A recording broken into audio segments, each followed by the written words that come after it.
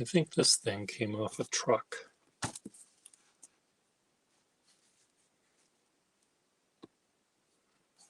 Or this was the detonation cap of a torpedo or something. Who knows what it is? I think it came off a truck. These are things that are part of the suspension or something. Anyway, I use it. It's heavy-ish, and I use it to hold down my iPad so it doesn't fall down on top of me. What I've been doing today is, because I ended up throwing out a number of things, or not throwing them out, but giving them new homes, some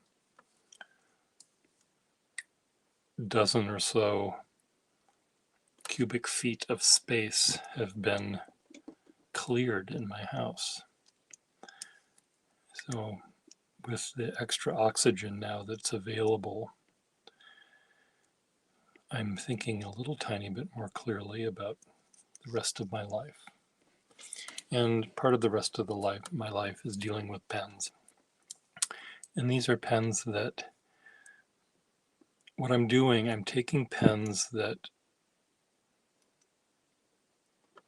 nobody but me can love, and I'm putting them on my desk where I will fit them with really nice nibs that I use at my desk. And I will never take them off my desk to use out in the wild at urban sketching or somewhere. So I will not have to show my otherwise homely pen to the general public. Now, homely pens are in the eye of the beholder, I guess. But these are pens that are more, in addition to being maybe a little tiny bit homely, they may have functional issues. Like this one here, Parker 21, which has a beautiful smooth nib, perfectly good. I may just have this on my couch, by my couch, where I can write down my schedule for the day, and if it falls on the floor and gets swept under the rug or something, it's not a big loss. But there's a crack. 21s are notorious for having cracks in the section especially. And so if I were to write with it, or if I were to sell it to you or give it to you and you were to write with it, at some point you'd probably end up having inky fingers. But I have inky fingers all the time, even when I'm using pens that aren't broken. So it doesn't really make any difference to me. But if you're one of those people that likes your fingers inky, I've got a pen for you. Perhaps I should start some sort of fashion on Reddit or the dark web or dark tube or whatever they are, where people that like really kinky things, or overthrowing the government, or believe that the world is flat, or that you should take deworming medication that you give to horses. Maybe I can start a little subgroup of people that get turned on by inky fingers. Do you get turned on by inky fingers? Yeah, I bet you do. Yeah. Love your index finger when it's covered in ink. So hot. So hot. Are you one of those people? Do you like your fingers covered in ink? What color do you like best?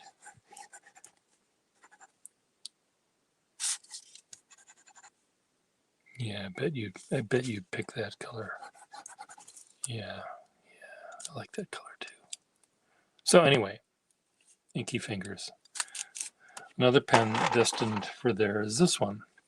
This one is a beautiful Waterman accountant nib, which I sometimes use. And it's in a pen that needs a lever. But I discovered that the reason I haven't fixed this pen is also the cap doesn't screw on. That the threads are all worn off. And also the crack has a crack. The threads here have a crack right there. So consequently, this pen is working perfectly fine. Filling it takes one extra step. But at my desk, I don't fill the pens anyway. I just dip them in the ink I'm using. I put a sack on the pen, but I don't need to actually fill it. The sack is there to keep the pressure from causing the pen to drip. And so this pen will serve me well. One day if I find a barrel that isn't broken, in fact, I might have a barrel for this pen 2 feet away from me. Let me go see. Maybe I have one. And then you can buy it.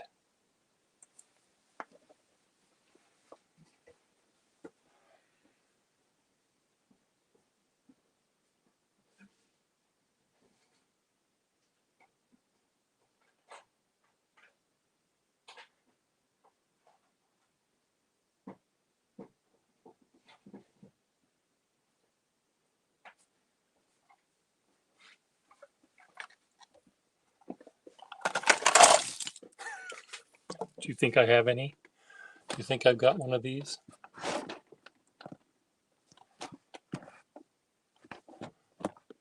Well, you'd be right. Now, why is my iPad doing this to me?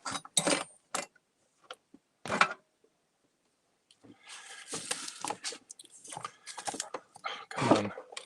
So this pen is broken.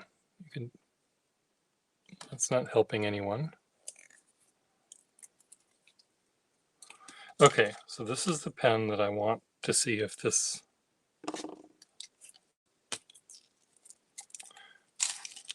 Okay, does this go with this? No, see, 2 broken things. But this could be the lever that I fix the pen with. So what I'm going to do, watch what I do. This is doing no one any good, right? If you're squeamish,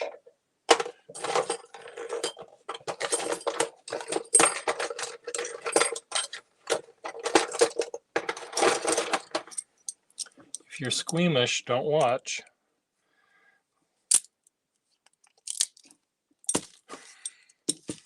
Here's the back. No pens were harmed in this video.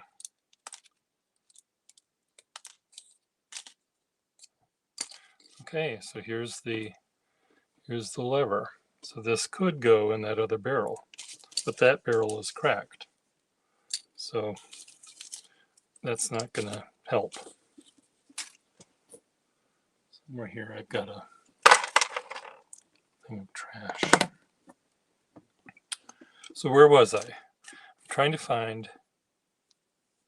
Okay, this one has a really crappy lever. Does this... Let's pretend this fits.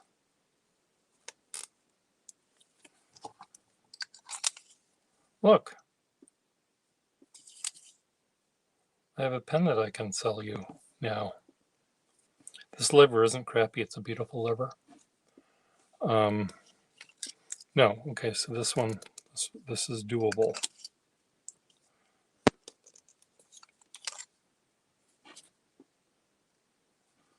There's an inner cap there, isn't there?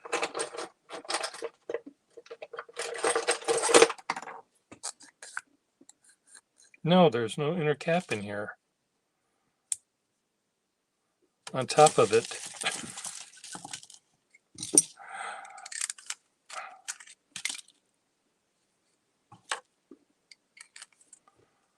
okay, well, is there an inner cap here? What am I doing? Okay, that doesn't work here. Yes, there is an inner cap there. That doesn't screw on. This is completely worn away. This is just, someone got a buffer out and just really smoothed that out, which is too bad. I could put, I mean, since this pen, none of this pen works.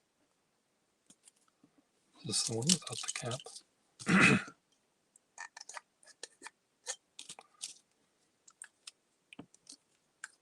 Okay, so this pen, every part of this pen is broken. The cap doesn't have an inner cap. The threads don't work. The lever works. So I'm going to put this nib and section in here if it fits. It's kind of tight.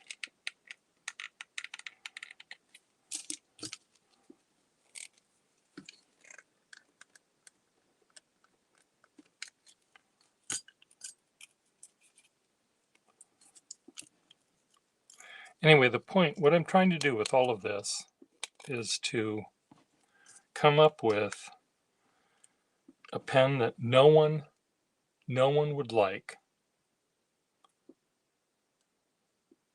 which I can use at my desk.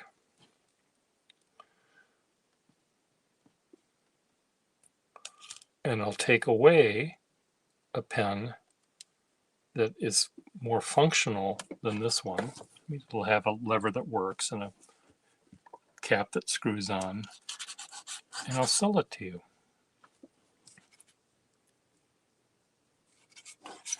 But first, what I'm going to fix this for me.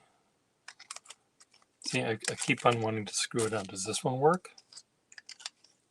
No. This is missing its... Anyway, you get the picture.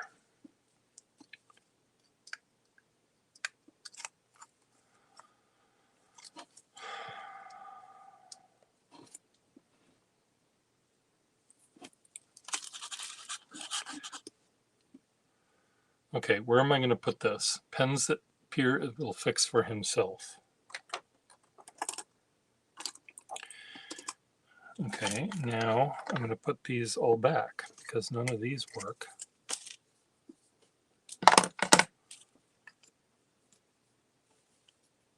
Can I make this one work? Oh, look. This one might be able to be made workable.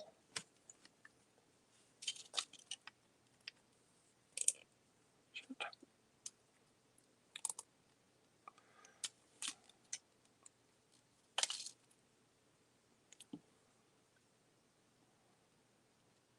This one might be.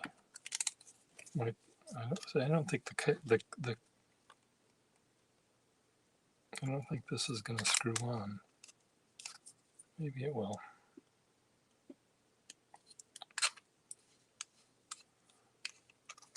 It's not screwing.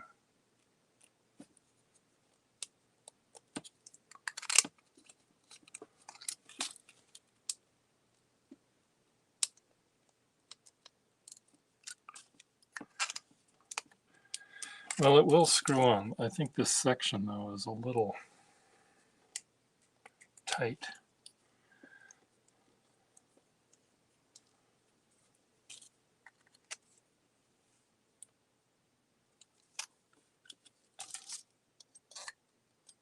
Okay, can I fix this? I have a section that can work in it.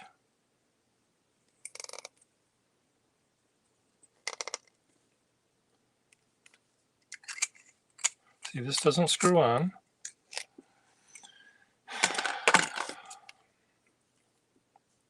It's never easy. It's not easy being me. Let me see if I can find a section. I'll be right back.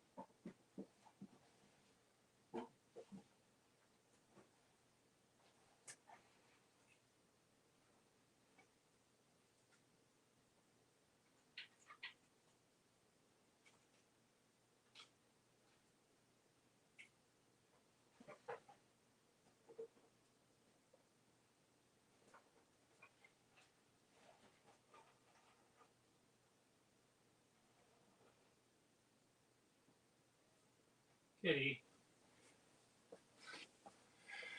Well, I'm gonna set it up here for pens that I think I can fix. Here's another pen that has my name written all over it. This part of the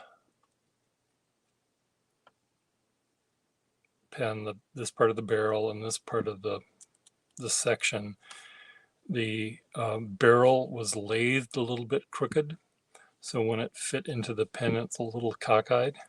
But other than that, it's really, really a nice pen, and it looks like one of my Wahl pens, and it might have been made by the Wahl people.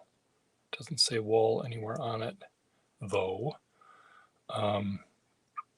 So it says Sterling. It has a patent date, which I suppose I could compare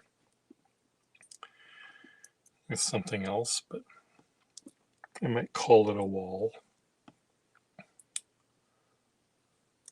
It's very Wahl-like. Might be Boston 10 Point or whatever they called their pens. So I'll put that there. I did find in a drawer some of these things, more of my other Wahl pens that I seem to have a collection of these days. And there's so many different varieties and sizes and patterns that I have to lay them all out to decide which one is a duplicate or not.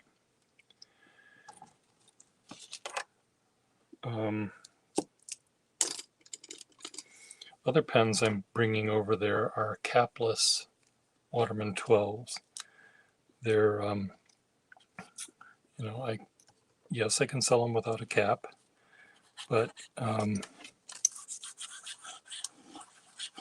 I'm happy to keep them without a cap because they'll work for me perfectly fine.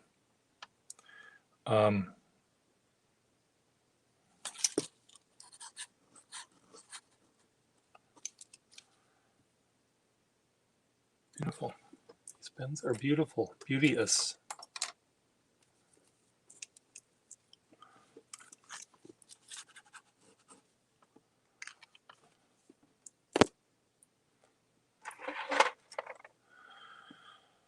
I don't know who's watching me right now, but if they say who they are, I can say hello to them back.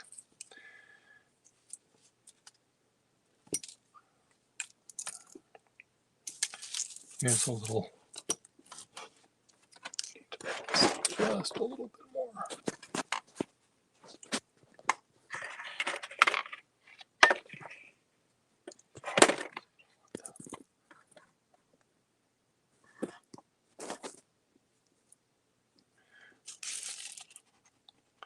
I could move my writing surface up, but unfortunately there's a big bump on my desk where the level goes down a half an inch, so it's right here. I can fix that, of course, later.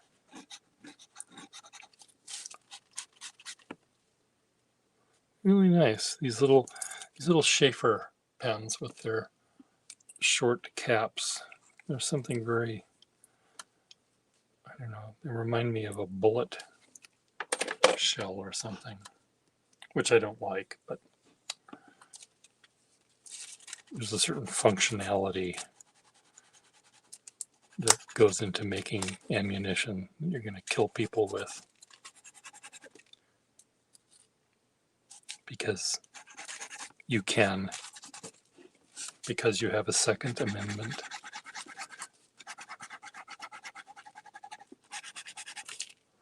Yeah, this is actually, test this out, see if this is a keeper or not. Now already I've got like 5 piles of pens, and I'm getting confused as to what pile they're for. So let me fix this pen. Now this pen, this is one of those gold fill wall pens that for some reason I really, really like. And I like them when they're tarnished like this one. They look like they were meant for business. And see, here's where the section fits into the barrel. This is all metal. From here back is all metal. Unlike, a Waterman pen that's as an overlay, that's on top of hard rubber. Whereas, as Todd Merrill corrected me when I called the Wahl Eversharp's overlays, he said they're not overlays, they're all metal pens. That was their shtick. And Todd Merrill is a font of factoids, but in addition to factoids, he actually has opinions. Anyone can have factoids. You just go online and you memorize things. But Todd Merrill, in addition to having factoids, has feelings and has insight and is able to look at a pen and see something other than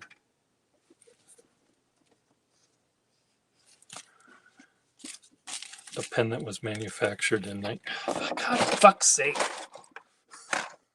Okay. It rolls downhill and underneath something. I need to put a little stopper there. Ugh. Back to Todd. He knows, in addition to factoids, he has insights about how the pen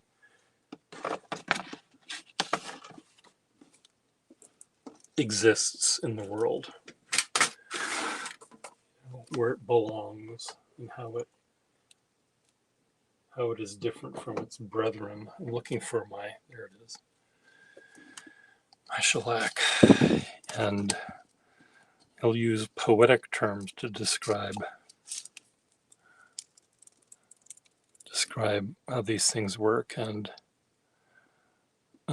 most pen collectors wouldn't know how to describe a pen poetically if their life depended on it. Most, I said, not all.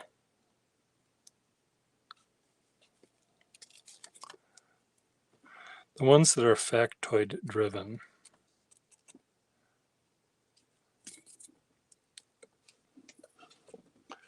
tend to be, or often are, those that don't use the pen.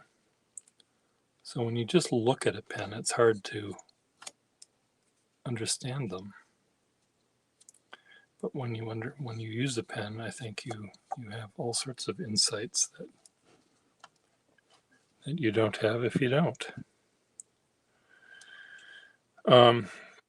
So anyway, this particular, there's a little gouge. I don't know if you can see because of the lighting here. There you go. There's a little gouge right there. And there's two little dimples cut in right there. And they correspond to a raised area in the barrel and two little other raised dimples in the barrel where it will fit only in a particular way, which can be annoying when you're trying to line the nib up with the lever. In this case, you have to add the lever or add the nib after you've put everything together, which is perfectly fine. There's nothing wrong with that. So here is the pen now put together with a sack. This is a pen I would take out and draw with Urban Sketchers or something. And I've selected a nib that is surprising for me why I selected it, because it's not as responsive as I normally would want a nib that I'm sketching with. But it acts very much like a standard all-over sharp nib where I feel I can push and shove it around. And why is the nib not working as nicely as it did before? Take two. There. It's just set in a little bit crooked.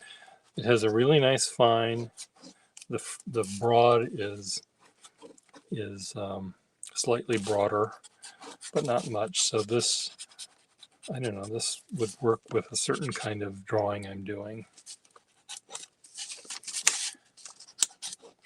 Writing on this bumpy table that has crusty pieces of old sack underneath is not helpful.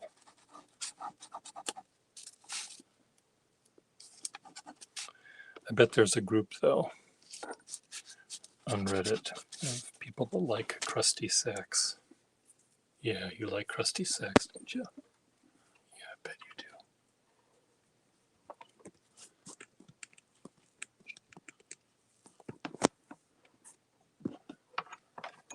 Okay, I've plugged you in on pen, not pen, iPad. My previous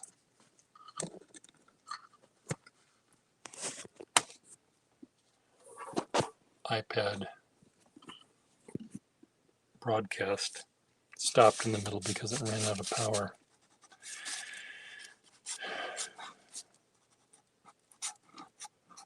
So, good.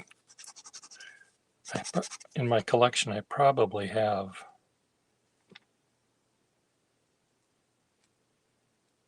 5 of these pens. So I probably could sell 1 or 2 or 4 of them. Okay.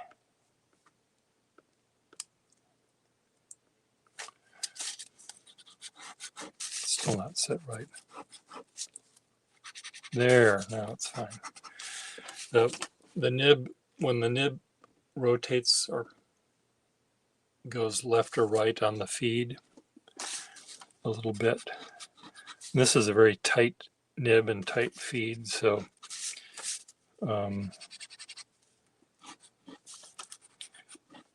this one took a little bit of, as you saw, tweaks to get it to work right, but it's really, really smooth. I can write with it upside down and it's smooth.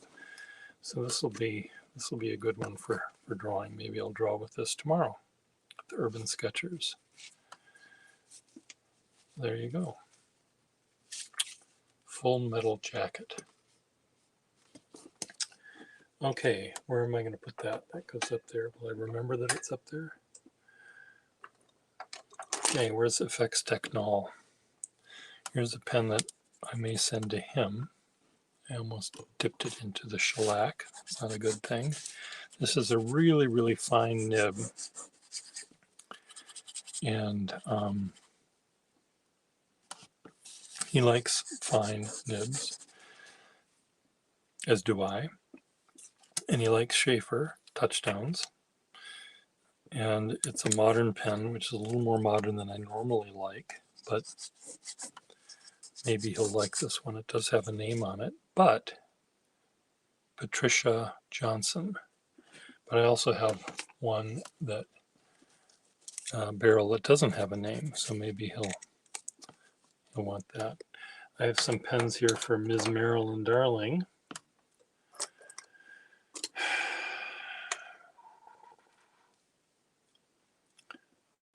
That are in an envelope. Not sure whether she's going to like them, but I may send them to her anyway and have her decide. This is a really sweet little nib, very flexible.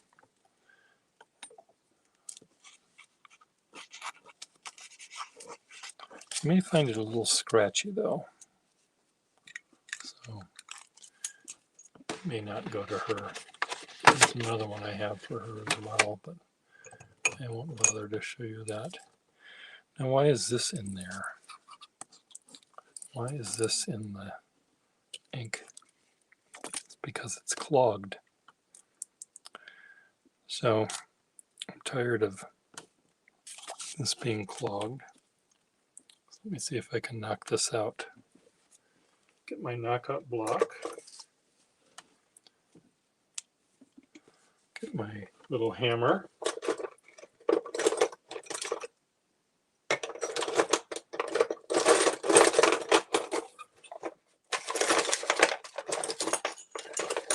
Okay, I have to sort these out. So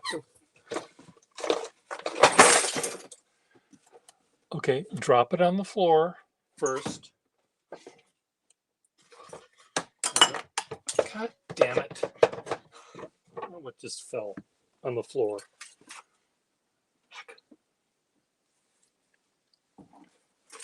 And of course now this is in a area that, okay, pliers. I tell you what I'm going to do. I'm just going to put all the pliers in one spot, all the scissors in another spot, magnifying glass over there.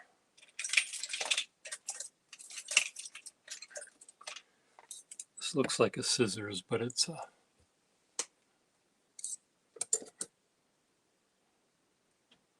little thing to constrict your vein or whatever they're doing when they're operating on you. There's another one.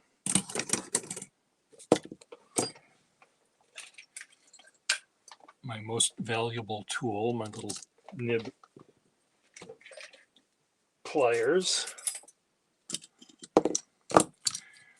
burnishers, Simichrome, the thing I use the least. Is this what I just, I think this is what dropped, the pen that dropped. Find out in a minute. Pliers. This is what I was looking for, this thing right here. So here's the thing in the block. I take this post, this is actually a file, pound down, and voila, there goes the feed out of it. And then I'll clean out the gook that was in the channel. Now, a friend of mine he would get out his Q-tips, his toothpicks, and his toothbrush, and Simichrome, and he would completely clean this all to pieces. Well, that's not what I do. I clean it enough so that I can put it together and use it for myself. For other people, I might go do the extra yardage. But if it's just me, I don't care.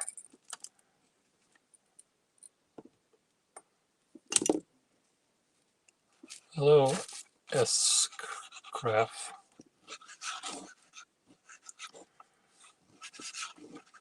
This is really a neat nib. It's the reason it's writing sort of very wet is I don't have a sack in it, and the ink just sort of falls out. Well, let me put a sack in it and see if it works any better. First of all, let me continue to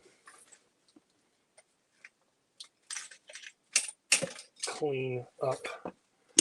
Okay, pliers, burnisher, scissors. I don't need all these scissors.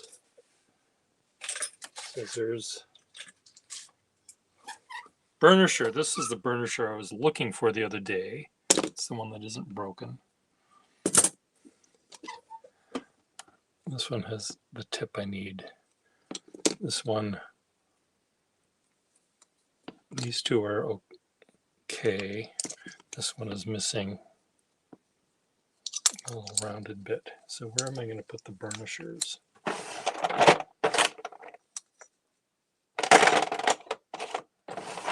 the burnishers there in the nib. So Scraff, I don't know if I know who you are. It's been so long since I've talked to some people that I forget who people are. So these are jeweler's pliers, which I don't really use, but I might need to. What kind of pliers is this? Who knows? I use this a lot. These I don't use much. And I have a drawer that's full of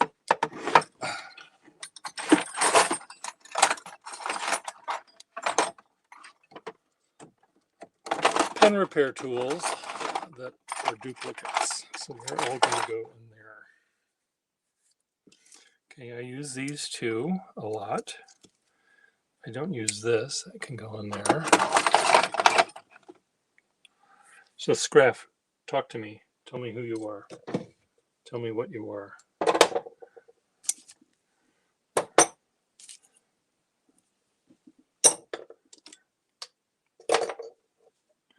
Scissors.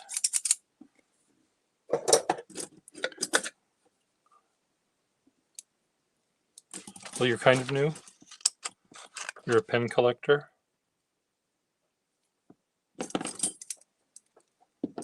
I can throw these out. These do no one any good. Where's my garbage?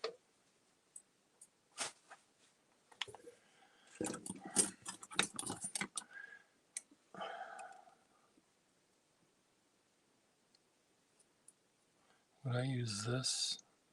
I might use that.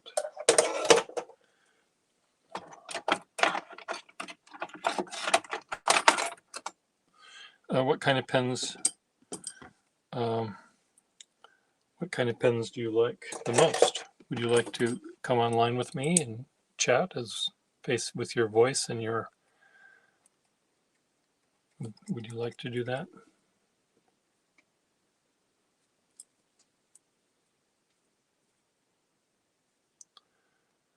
This can be tightened. If we had an intelligent designer, our index finger would be a screwdriver and our thumb would be a Phillips screwdriver.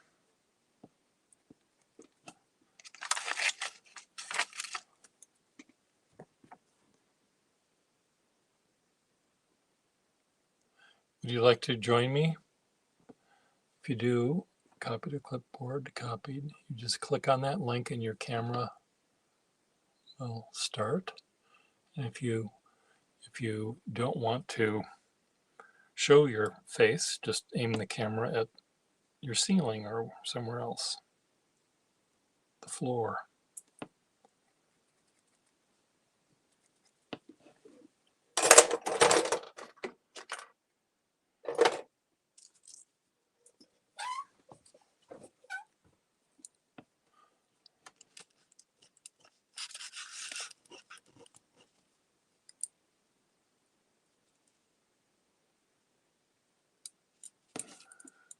This pencil goes with this pen, kind of, except this one has initials on it.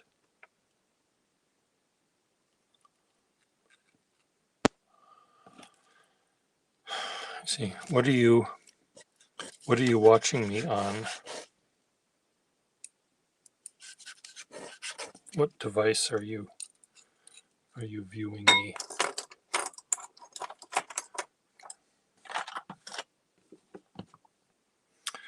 What device on which? No, what device? Are you watching me on a computer or are you watching me on a... Okay, this is the one that was a PC. Okay. Well, that might be why. Sometimes if you're watching on a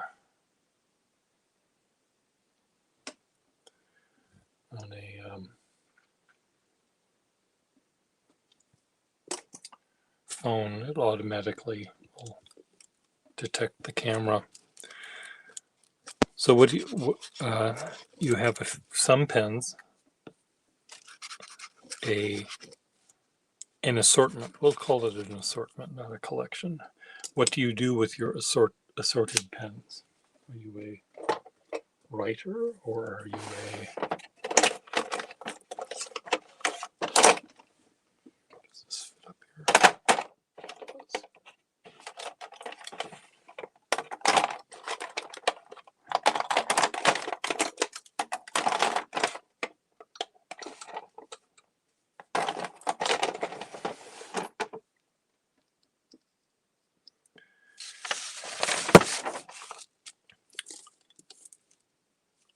Use them for writing. Are you a journal keeper? Or are you a writer of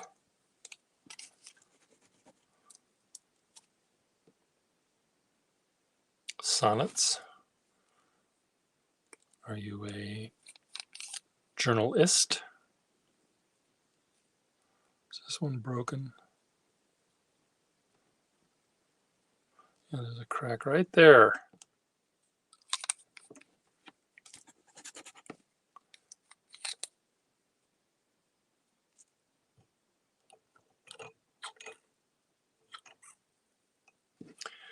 Well, what manuscripts are you looking at to improve your writing? Are you looking at like medieval manuscripts? I mean, that'll teach you how to write a certain way, but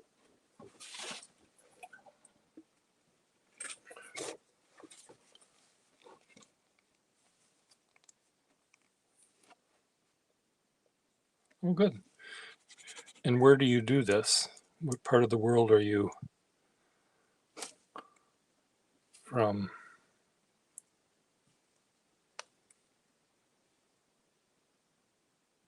See, this one, this pen does leak, and it will get your... See here, my pinky is clean. It's dirty now because there's a crack right there, which shows up. Oh, I know what I want. I want to label, put this in a box that said cracked.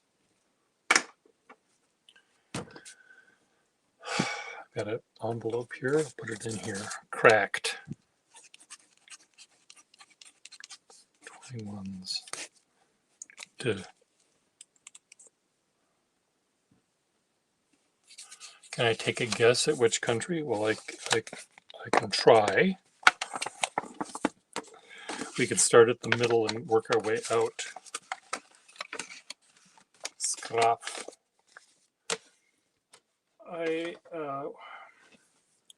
I'll just say Germany. Are you from Germany?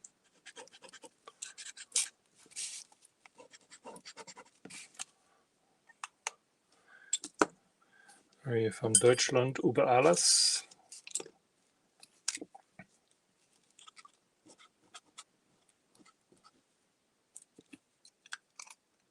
Kind of close. Okay, so we'll go south. Are you from Austria?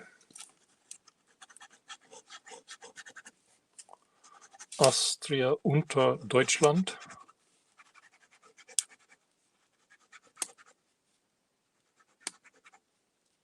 Oh, your ancestry is German.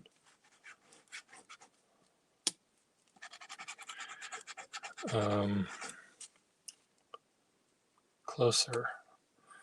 Well, if we're going south, then the next thing we hit is, depending on the road you're on, we can go to Switzerland or Italy.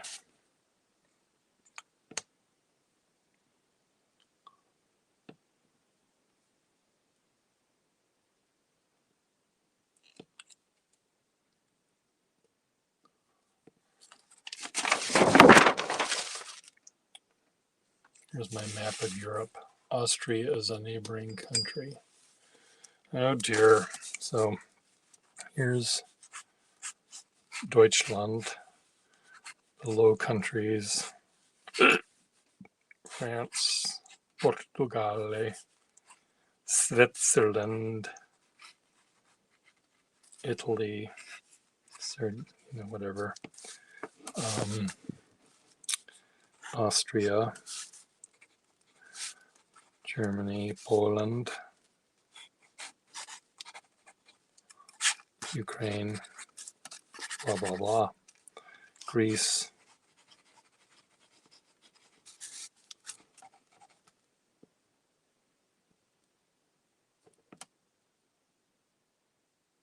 paprika. So Italy, Crete, Abyssinia, Yugoslavia, Czechoslovakia, whatever those countries are called.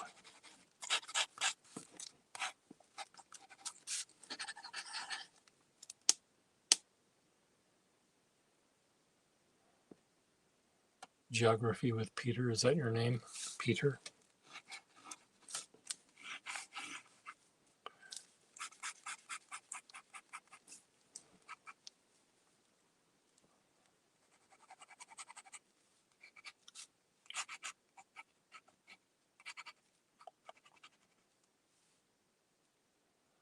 It's right next to Austria.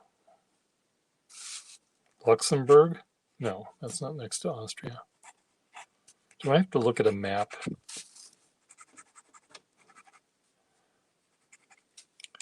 Romania, Czechoslovakia, Abyssinia, Yugoslavia.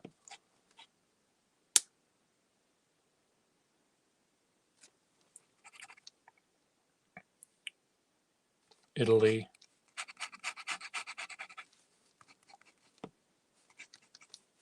France. I'm not getting any closer. Oh, God, Romania. Okay, so we have to deal with all these countries that sort of were countries and then were part of Czechoslovakia and then were taken away and added to, and it just... Poland,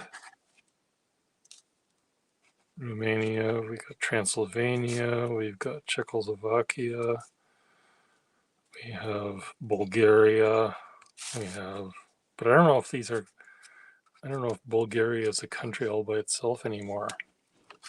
Serbia, Turkey, Greece, Albania, Italy, Hungary. I mean, Hungary is part of Transylvania. You're from Transylvania? Blah, blah. I don't think I've ever met a Transylvanian before.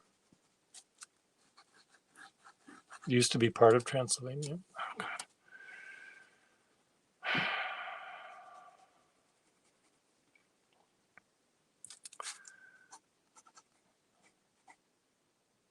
IA.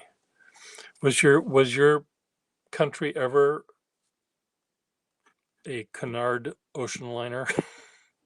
They all had IAs. Lusitania, Mauritania.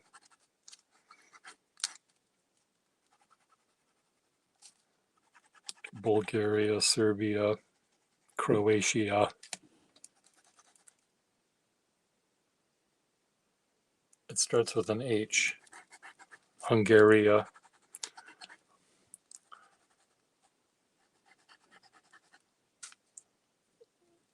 That's the only H one I think I said. You're from Hungary?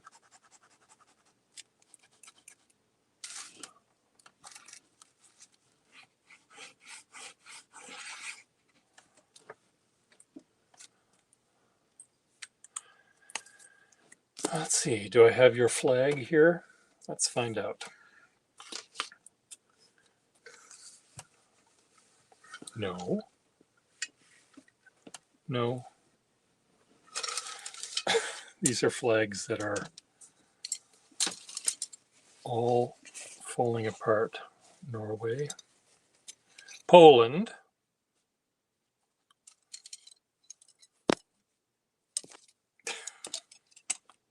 What do you think this was? This was blue on top, white in the middle.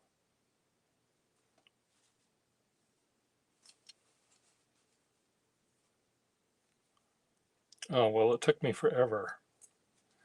Okay, what is this? Oh, that's a color. This might be Mexico.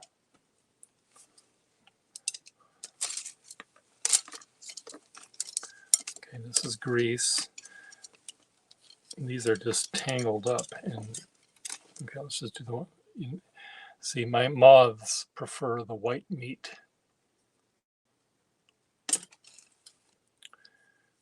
And whatever this was had blue. Here's Australia, Norway.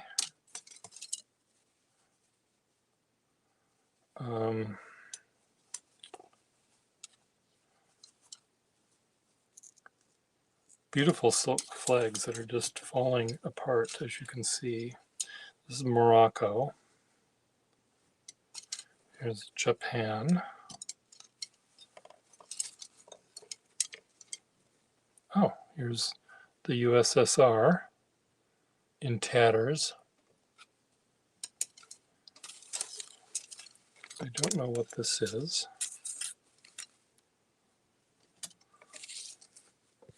France. What's left of France? This is the Netherlands, I think. Aha! I don't know what that is. Finland or Iceland. I can never remember which is which. There's Morocco again. England. United States. Belgium. I can tell Belgium right now. Part of the Netherlands, I think, or something. Ah! Abyssinia, maybe. Another American flag. Wow, I don't know what this is. Probably doesn't exist anymore. This was Turkey. Part of Turkey.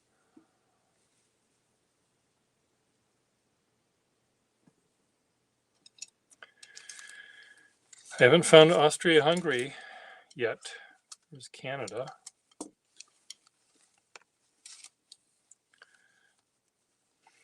Yeah, I have a collection of flags. Most of them are not as shitty as these.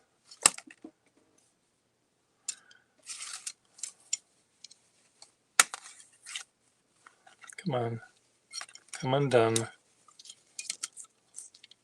Come on, Greece. Well, I know I don't have an Austria-Hungary. I mean, I don't have a Hungarian flag. If anything, I'd have an Austro-Hungarian flag.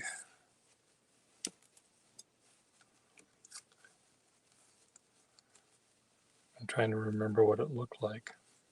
I think it had one side was one color, one side was the other color, and then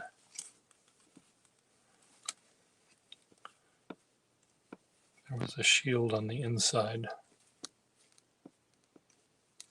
Well, am I right or am I right? Are you going to describe the flag to me? Okay. What the hell is this flag? Ah! I think this is Portugal. No. It's England and some other country share this, whatever this is. Aha! There's another. This is Canada, or what Canada's flag used to look like in World War I era. Okay. Here, what is this? No, I don't know what this is. I don't know what that is. Oh, this is like the Dominican Republic or something. Red, white, and green. Okay. And then these are little bits and pieces. So I'm going to put these back. I will draw it out for you because I do. No, that was an Italian flag. Sorry. I had a flag on my sailboat that was quite large and beautiful, made of linen, cotton, really fine cotton. And it was the Italian merchant flag, but it had faded so much that it was burgundy, not red, and it was olive drab, sort of tan rather than green, and it had the merchant flag symbol there. So red, white, and green. So you have it divided this way, vertically. How does it differ from, I guess, Ireland is orange, white, and green.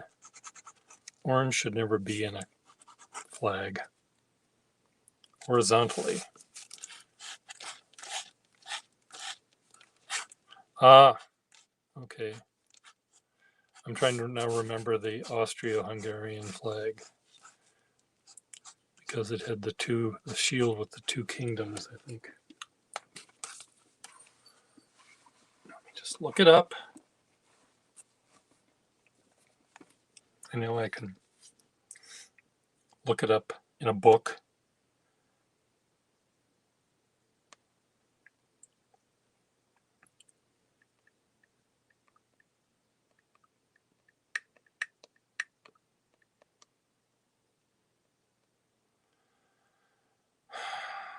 Hey, there we go. Flag of Austria-Hungary. So it had the two shields.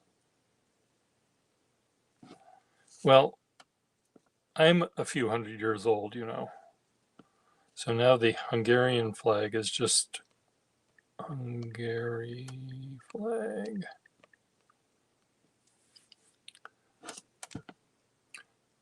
Yep.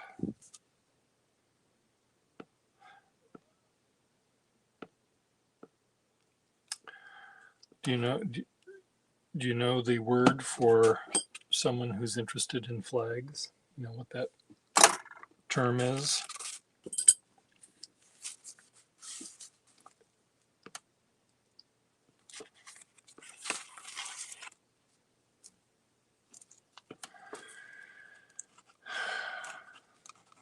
term is vexillologist.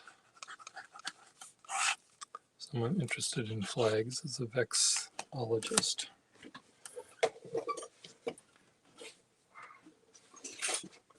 Vexophile. I'm a vexophile.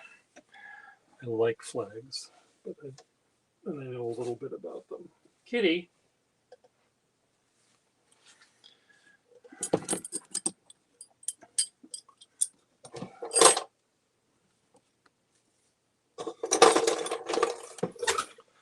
So how old are you? And what is your first name?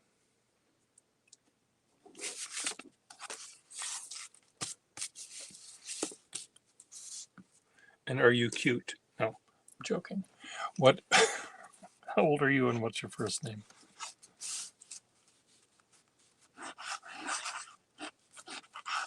And you can answer if you're cute or not. You can certainly. You're 21. Okay.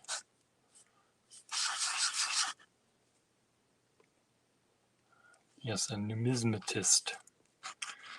Coin collecting and stamp collecting seem to have funny names. A philately and a numismatist. Well, I know your name isn't Lol. Robert. That doesn't sound like a Hungarian name to me. Or German. I guess Germans had Roberts. Robert Ley.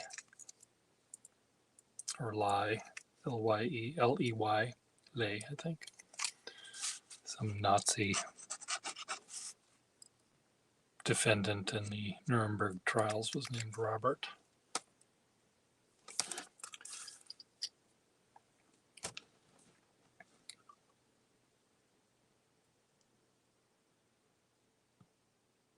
I see, it has an accent.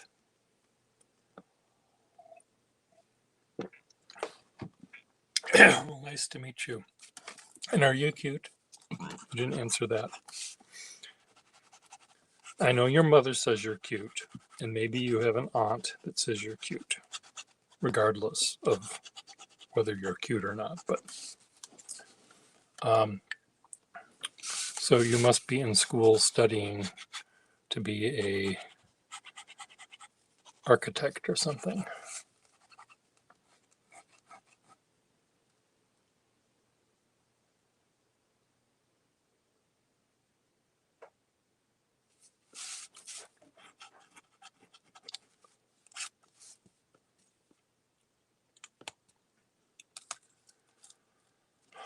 Covered in ink. Cat.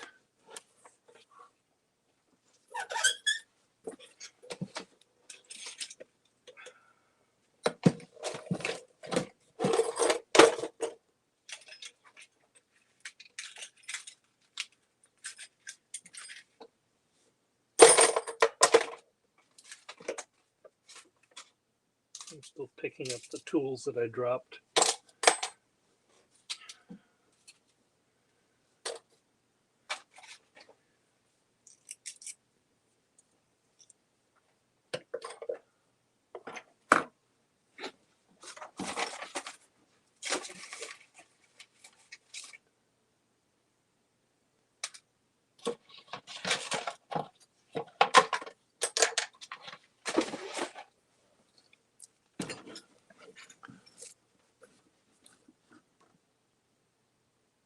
Yes. Yes, you're cute, or yes, you're in school studying architecture. Robert, you're going to have to type your sentences out completely. Yes, people other than my mother call me cute.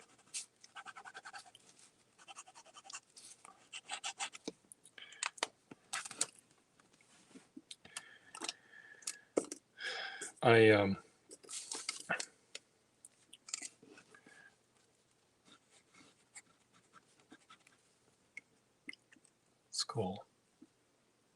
Architecture in school. Cool.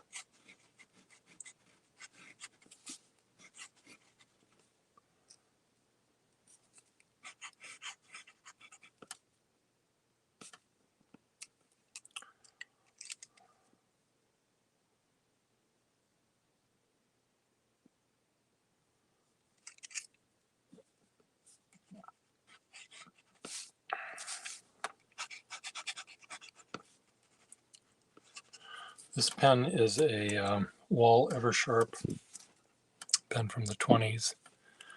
It has a warranted nib, not an original Wahl, but it's a nice nib. And I bought it that way, so I'm keeping it that way. I need to zap my coffee. I'll be right back. Okay, Cat, where are you?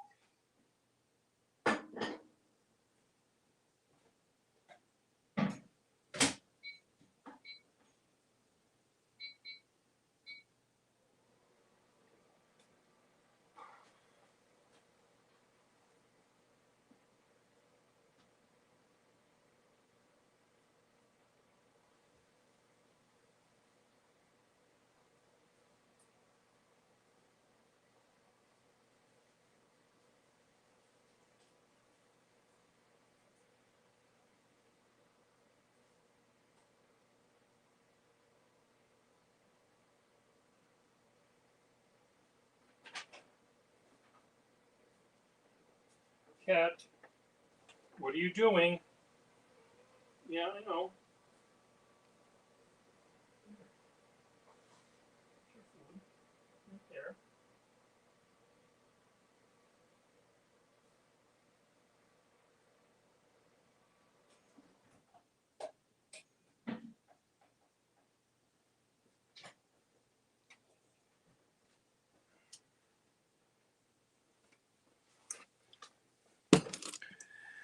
I have a 3/4 roommate who uses my house for the kitchen and the bathroom because the unit that he lives in has neither.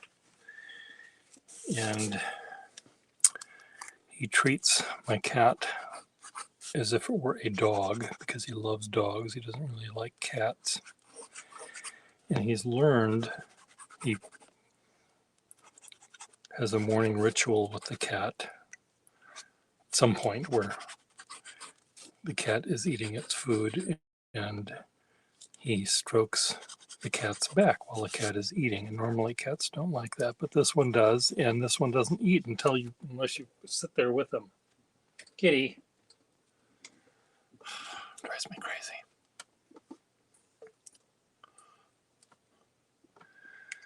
So, what sort of handwriting do you do? What sort of lettering do you do?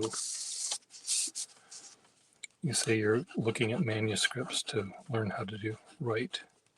Do you have an Instagram page that I can see your handwriting or something?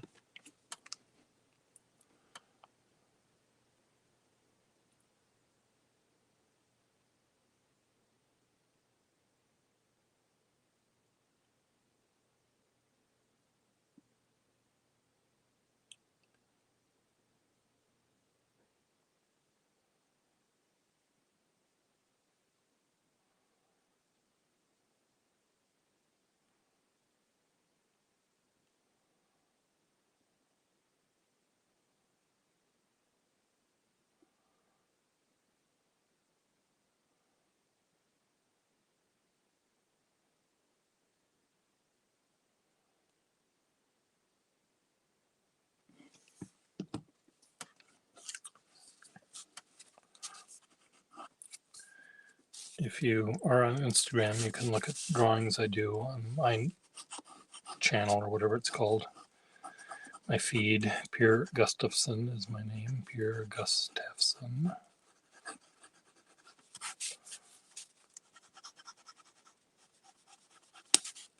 I find handwriting really interesting. I love the various styles that people naturally do. Okay,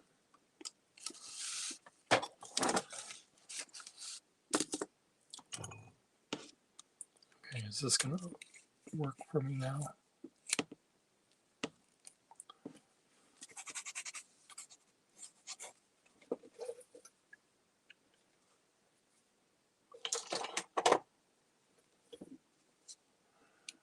you're back.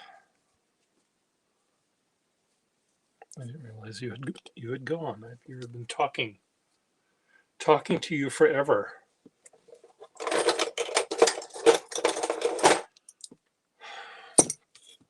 Do you have a Instagram page where I can see your handwriting? God, this is tight.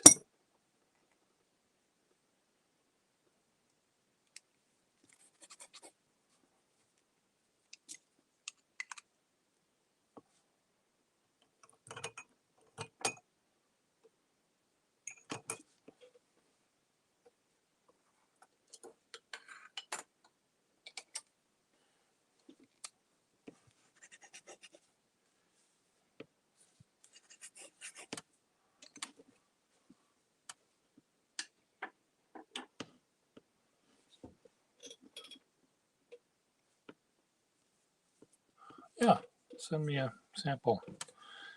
You can send me on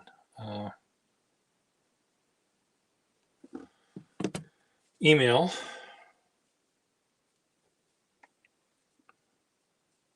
Pierre Gustafson Studio at gmail.com. I'm a calligrapher some of the times. It's not so much a calligrapher, but I write interestingly, and I'm hired to do that. So I guess I am a calligrapher of sorts. This one I just cleared.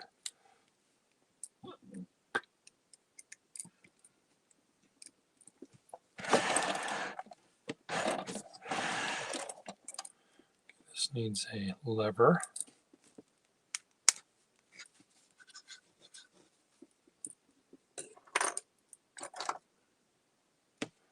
This needs a sack.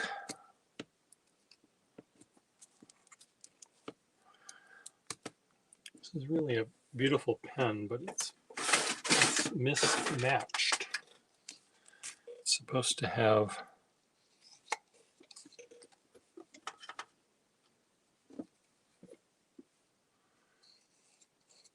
the barrel and the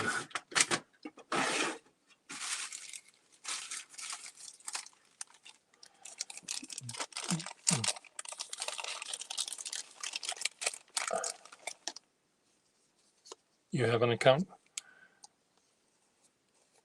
Well, go to Instagram and find me, because it's easier to sort of see what I do there. Kind of easy to also to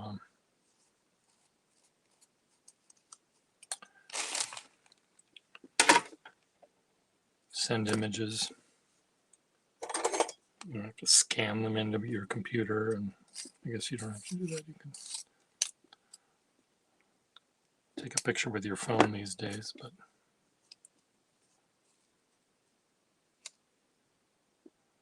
okay, is there still something back there?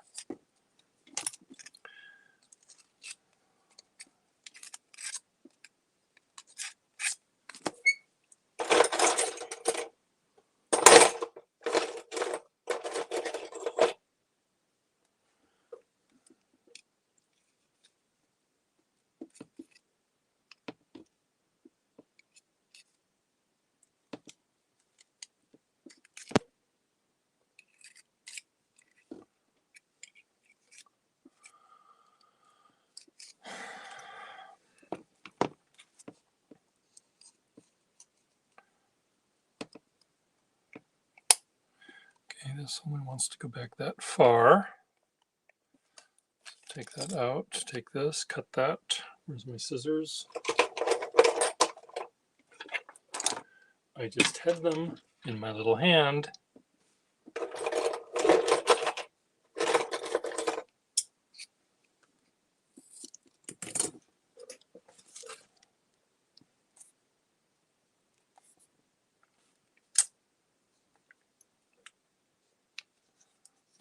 Did I cut the right sack? I don't think I did.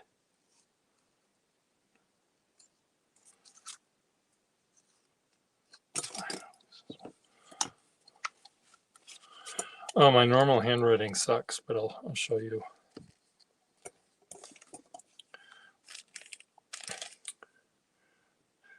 I'll show you a book in a second that shows kind of my slightly fancier natural handwriting when I'm trying to be somewhat legible and doing something other than writing a list of things I need to do.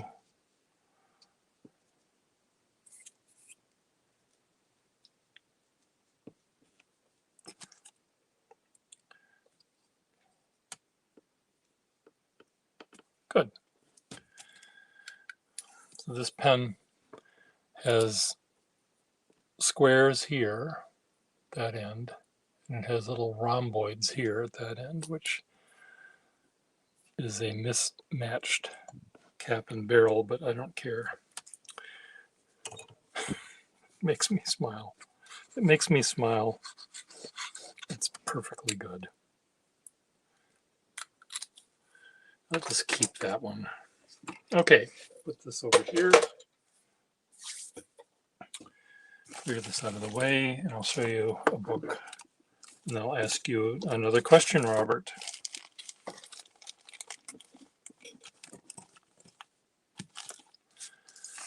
Can I do a slant? I suppose I can. Where's my book?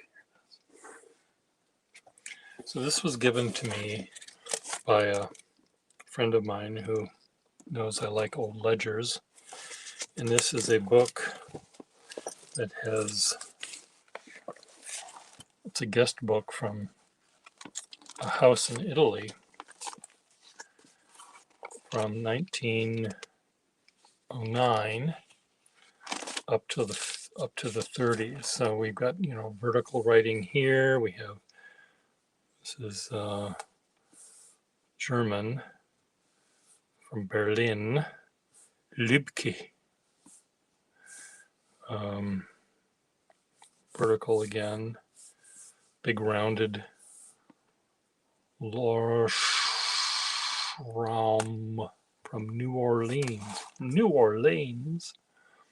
Louise, Alice. This is probably mother, Alice, and then Louise, 1939. World War II was just about starting right there. They better get out of there. Here's someone from Zurich, Judith Zwicker from Zurich.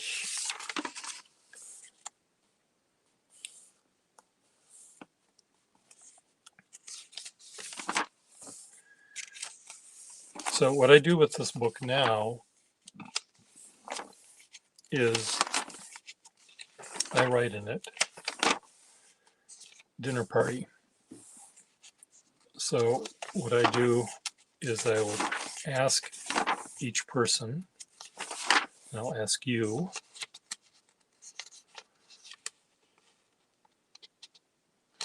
or these people, they started to give me their list and then they gave up.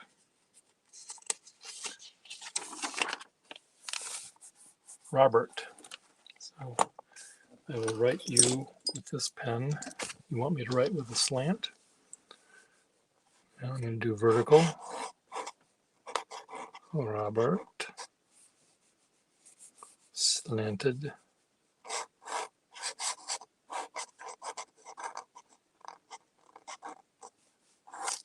God damn it. This is very brittle paper.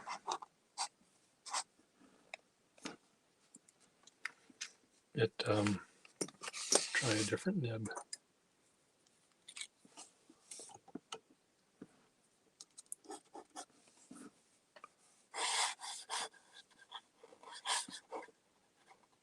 Robert from Hungary.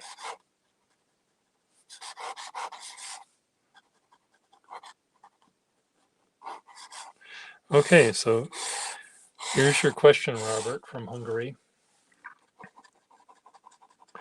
You're having a dinner party, and you can invite a total of, counting yourself, either 6 or 8 people. And they can be from any time zone, they could be living or dead. They will be all alive though, and they all can speak the same language so that we don't have that to deal with. So who would you invite to your party? They could be people you've admired from history. They could be people that are in your school. They could be your family, but you see your family and your people in school all the time, so that's maybe not very interesting. But who would you invite for your ideal dinner party? And you can come up with either 5 or 7 people.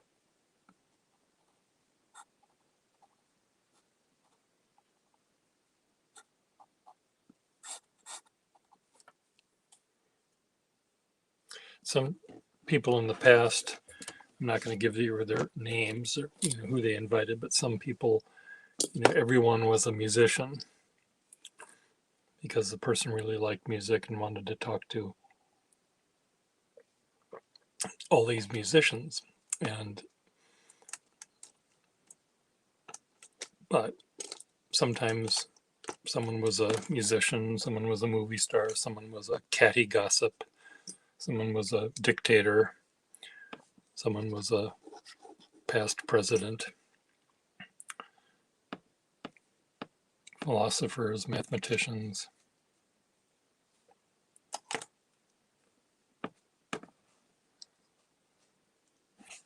So I'll write your names.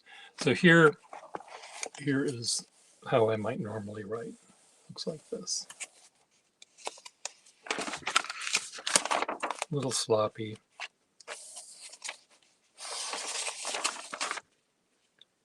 Sometimes big and rounded, sometimes vertically. All different.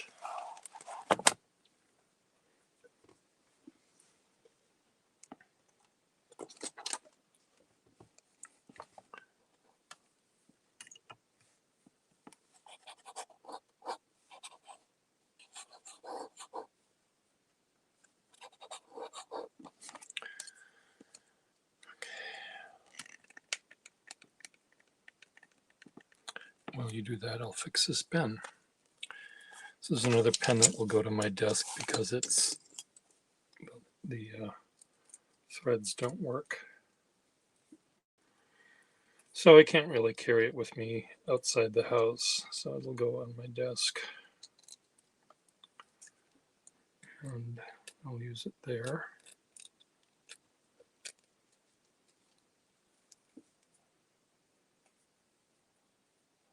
Gunther Wagner.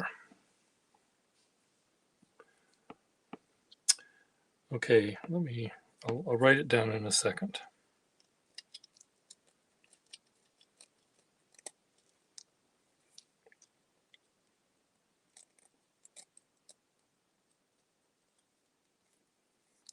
Cool. I don't think we've ever, of all the pen collectors I've asked, I don't think a single one of them has invited a pen manufacturer.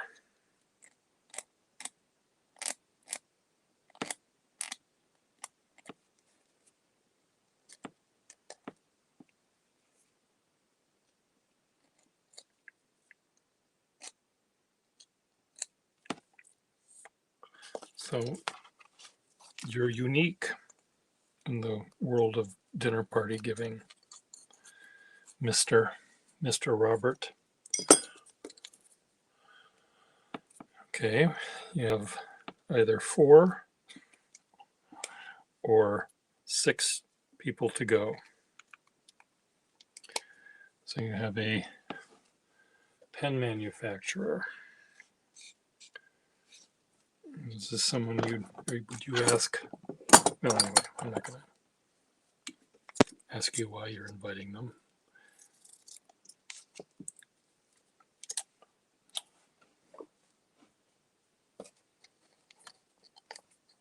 Nostradamus. Okay. Well, that's a neat one. Okay, so Nostradamus.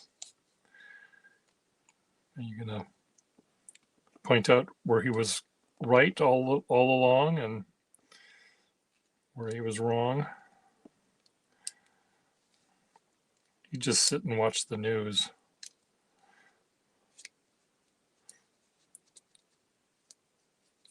The thing with telling the future like that, if you're vague about some things,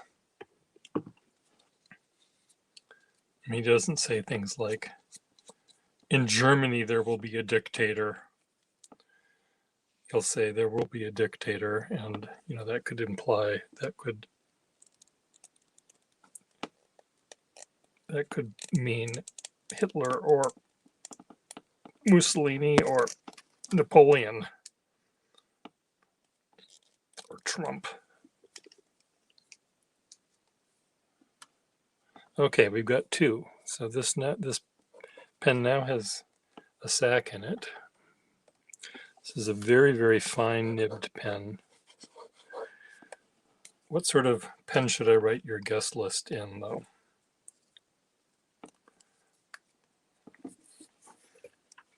Fine or broad or what? Or all different kinds? This really bothers me that the cap does not screw on at all. It doesn't even pretend to. That's fine. It doesn't have to. Okay. So let me get Gunther Wagner. I'm gonna write his name in sort of a Germanic, black-handy script kind of way. I can find the pen I was just using. This one? Yes. No.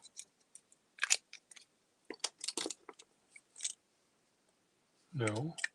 Where is it?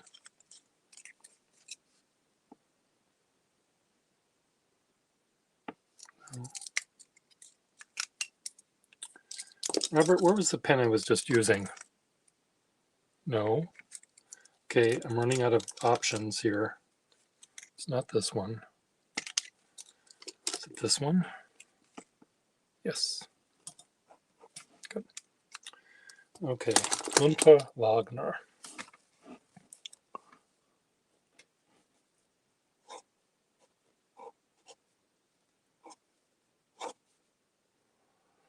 How do you make a G?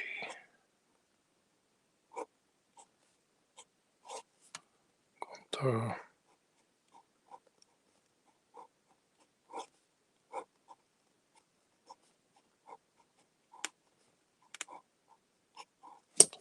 Wagner. Forget how to make a W. It's been so long.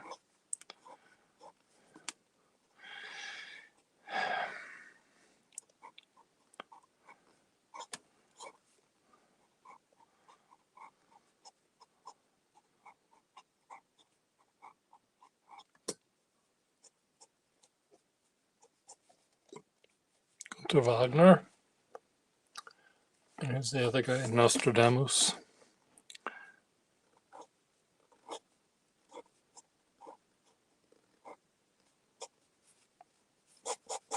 N.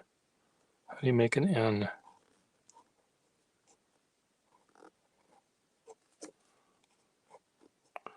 Nostradamus.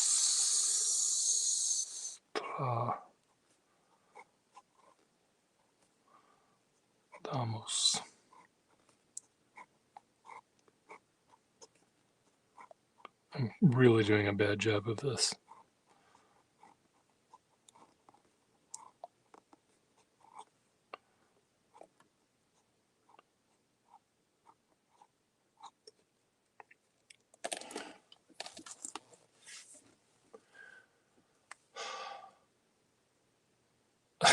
Vincent Price, Edgar Allan Poe, okay.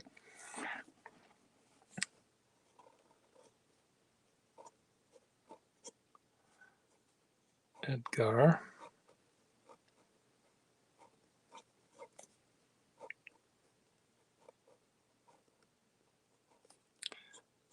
Poe.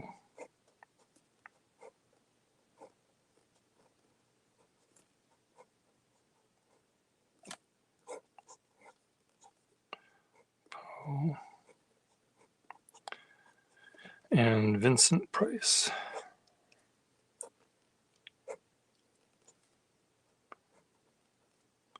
I don't know if that's how you make a V, Vincent.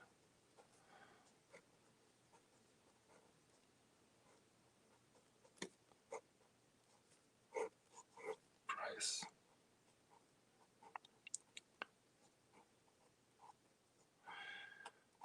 I have a friend who had back in the days of phone answering machines, he had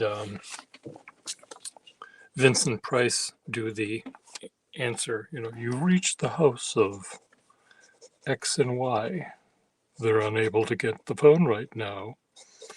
And I said, how did you get Vincent Price to do that? He didn't say he was Vincent Price, but you could tell it was Vincent Price.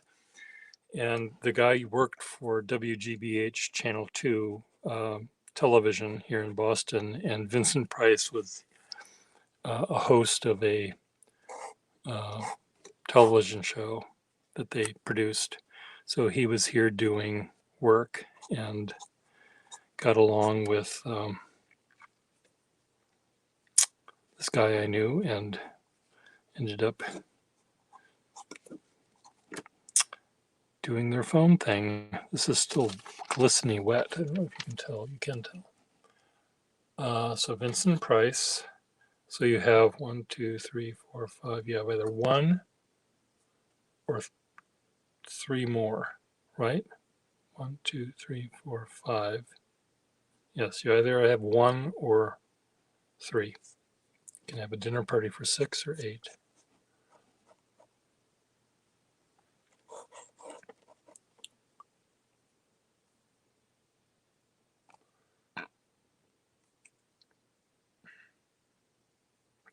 So you have I'm trying to see if there's a connection between all of this. There's a certain macabre thing going on with you. I don't know what Gunther Wagner was like. Was he a laugh riot or was he gloomy?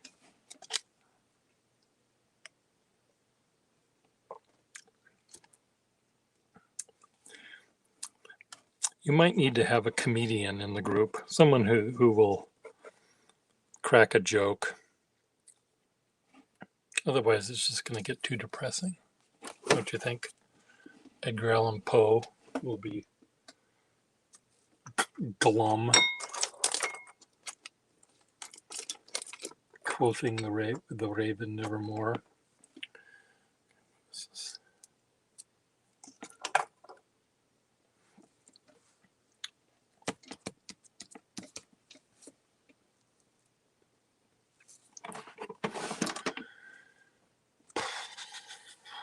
See if I can get this undone using more brute strength than I was.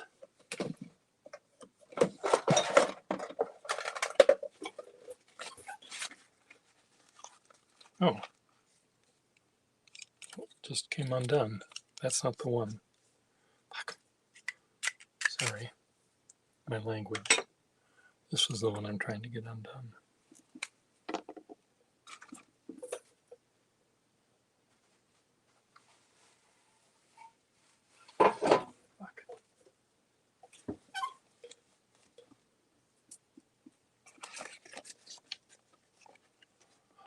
Charles Chaplin. Well,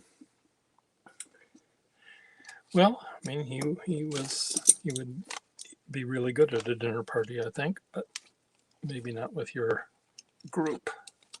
Am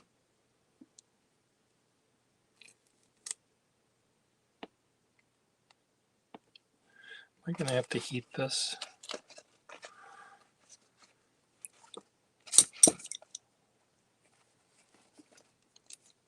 Come on.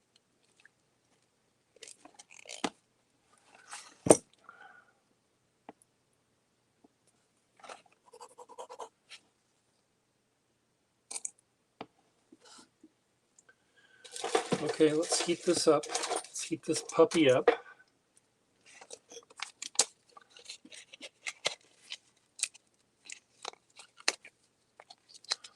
Well, no, he doesn't have to.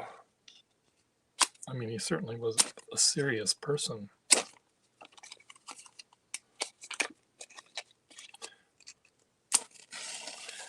I'd ask him, do you think Adolf Hitler really was inspired by your mustache?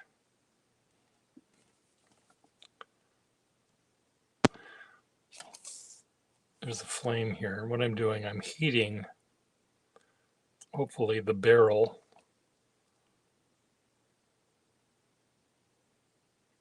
Which sometimes this candle is very weak.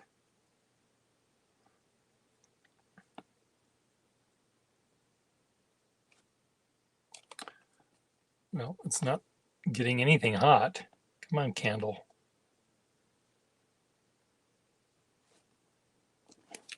Okay. Be that way.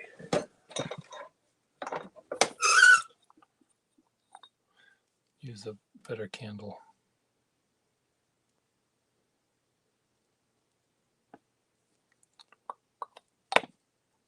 Okay, that didn't work.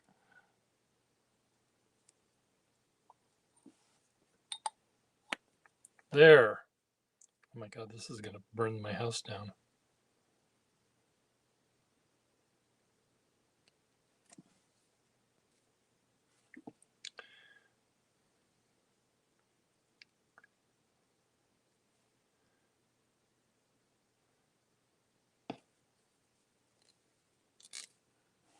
What are you asking?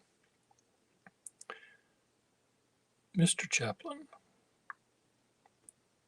do you think Hitler's mustache was inspired by your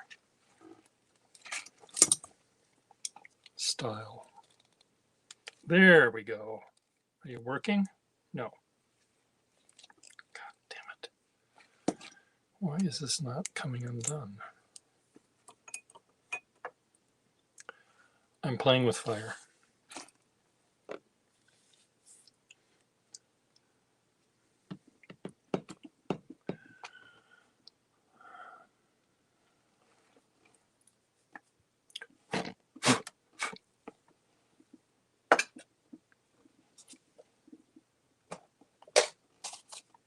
Done playing with fire. Okay, back to you, Robert.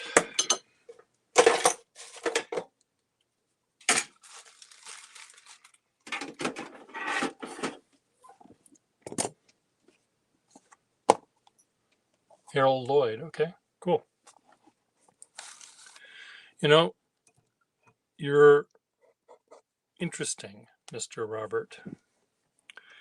You were born in the wrong century, the wrong millennia.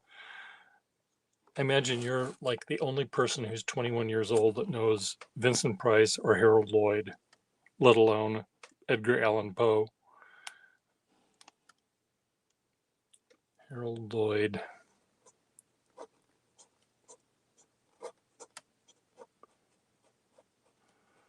Harold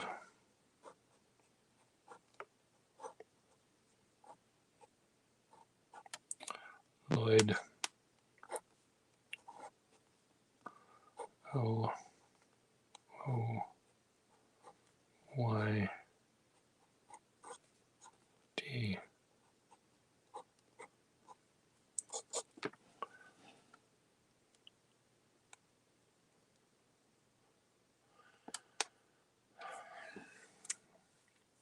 Okay, two more.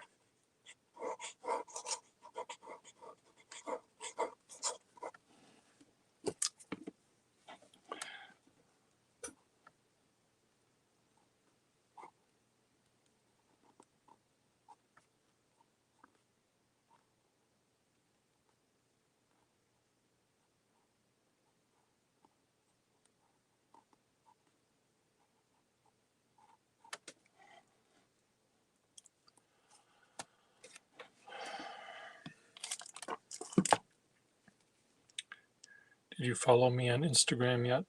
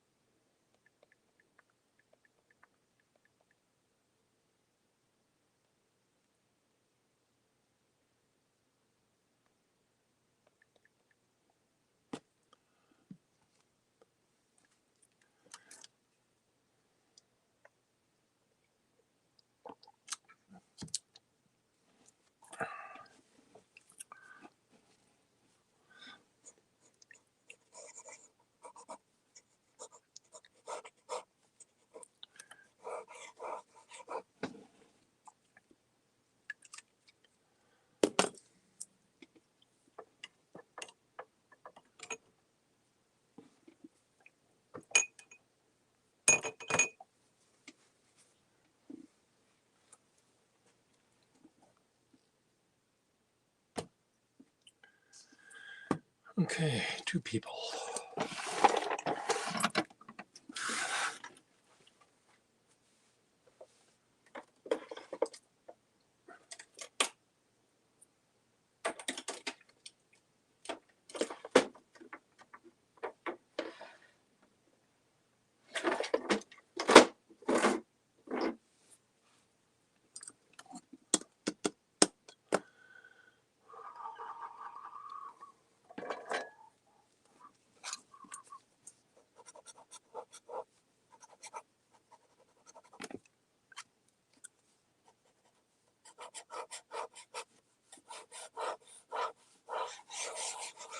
So far, they're all guys, which I guess you knew.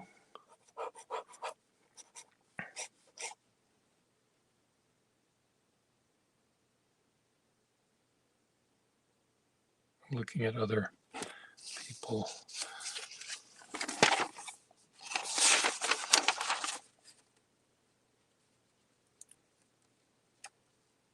Oh, here's another Poe.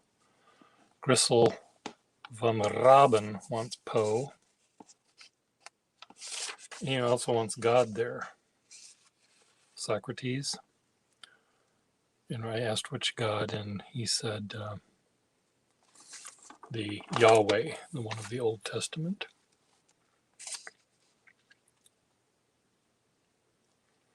Eric Satie, John Cage, Albrecht Dürer, Andrew Warhol, William S. Burroughs, Laurie Anderson, and the Baroness Elsa Hildegard.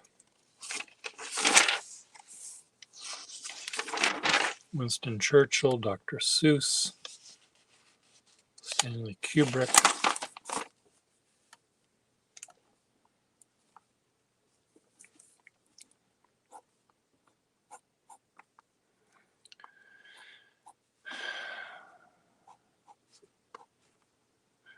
Well, all of them are artists, performing or writers, creative types. Gunther Wagner is he's sort of the odd man out.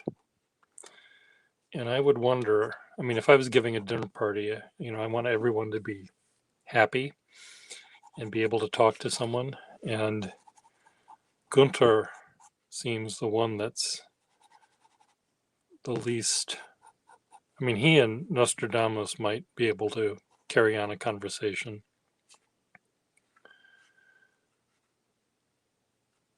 These two can talk about the movies. Clearly, Edgar Allan Poe can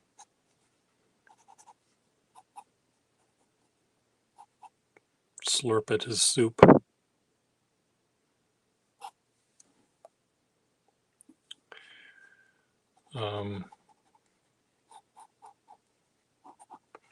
I mean, you went from Gunther Wagner immediately to all of the artists. So, I mean, you can tell me to cross people out or add people too. There's no reason. We the invitations have not yet gone out. So you can refine the list if you want. I like what you've done, though, so far. So don't feel you have to.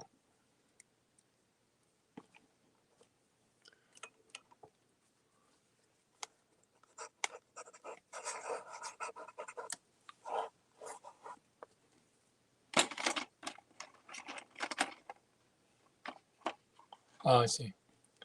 Mysterious people.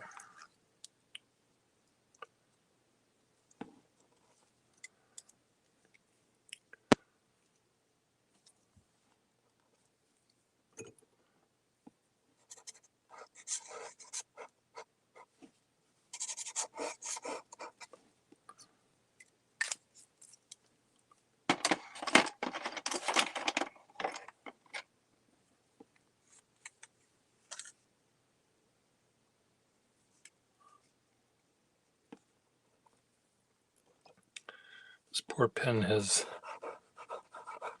all sorts of things wrong with it.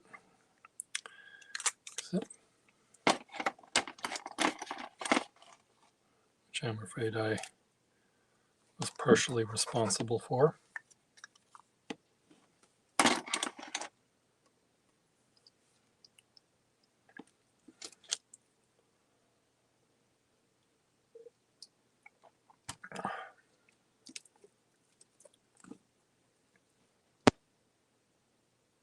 Cleopatra, good. Well, she certainly would be mysterious. Where did the pen go that I was using? No.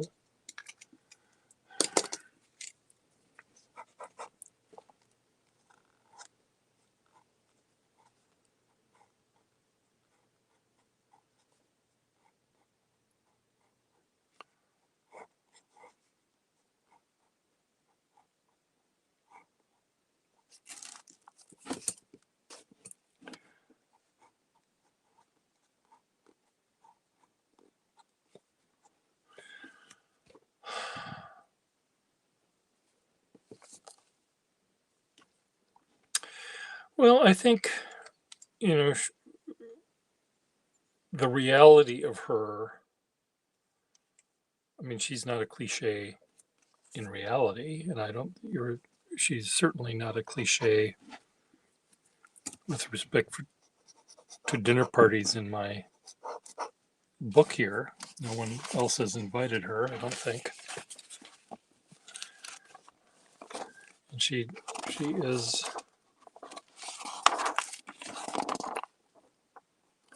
another Edgar Allan Poe. Napoleon the First, Einstein, Thomas Kincaid, Shakespeare, Homer, Beethoven, El Greco, Hegel, Freud, Dylan Thomas, Voltaire, Chomsky, Ginsberg, Art Bell, Amelia Earhart,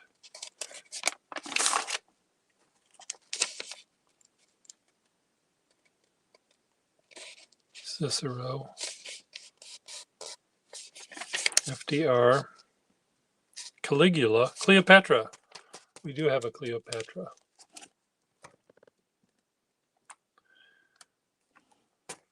So, Jill asked Cleopatra. So she's Mae West, Cary Grant, Lucille Ball, Alex Trebek. Well, this is full of, these are all personalities on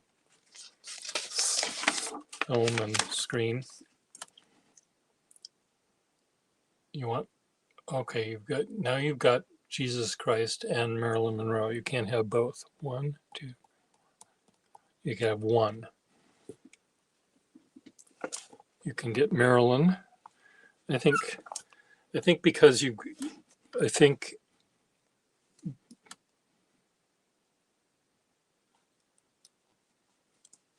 want Jesus.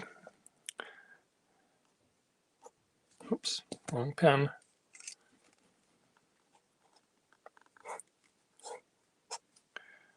Jesus.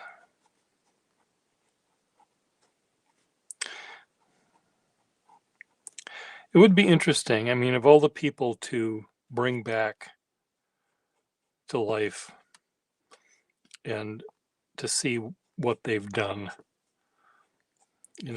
okay, Jesus,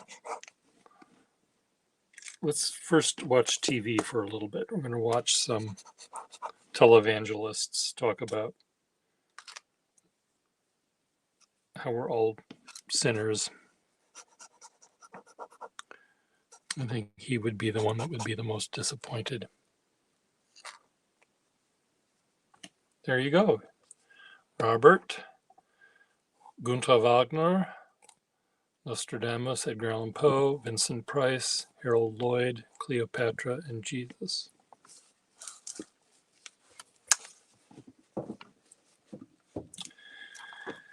Okay, now find me on Instagram. That's your next thing.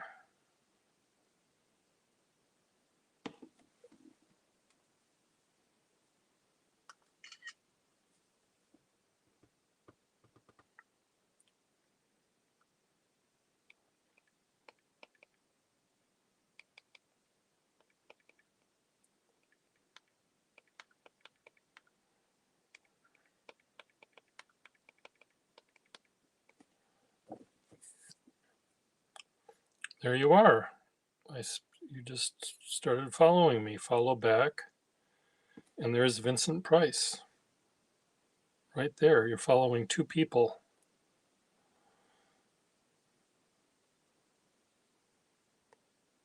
The end is near. The end is near. You're following someone that thinks the end is near.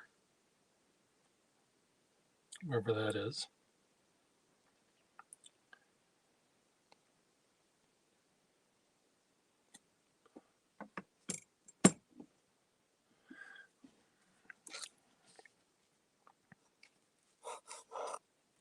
This paper, this nib cuts right through that paper.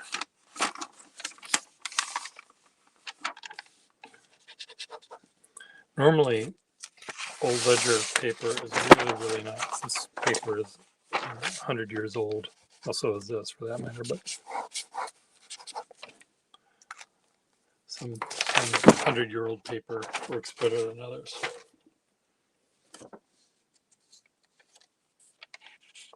Well, you follow one person. No. What did it say? You are followed by now two people, me and one other person. And you are following 5 people.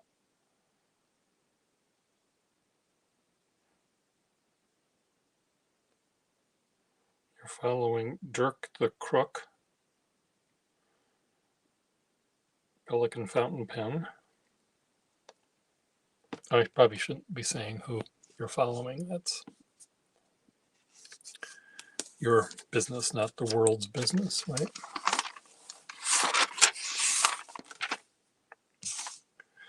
But post if you want.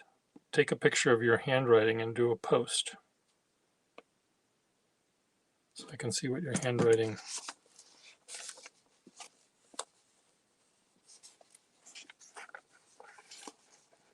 See here, Karina invited Leonardo da Vinci, Mahatma Gandhi, Nino Marino, who's a pen designer, another pen person. I guess I was wrong. Queen Elizabeth II. I don't know who this is. Nelson Mandela. Pierre, I was invited by Karina to go to the party. Ellen DeGeneres. Now, 1, 2, 3, 4, 5, 6, 7, 8, 9. Oh, that says Regina. That's part of there. So I said you have one too many people. 1, 2, 3, 4, 5, 6, 7, 8. No, 1, 2. Oh. Yes. 1, 2, 3, 4, 5, 6, 7, 8. So she had to cross someone off. She wanted Mikhail Baryshnikov, and I said, well, you have to cross someone off. And so we crossed her off. I said, well, he can be the waiter. So we have a waiter. So if you want Marilyn Monroe to be your waiter, you can add that. Da Vinci. Da Vinci can be the waiter. Da Vinci and Marilyn Monroe.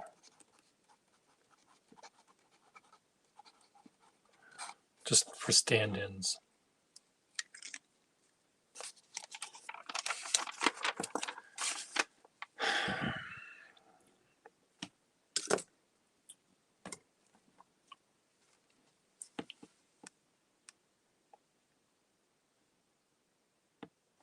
So Robert, what sort of architecture do you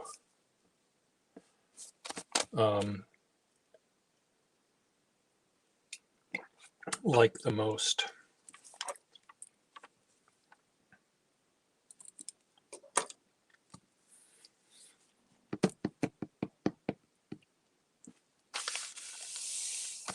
Oh, I see.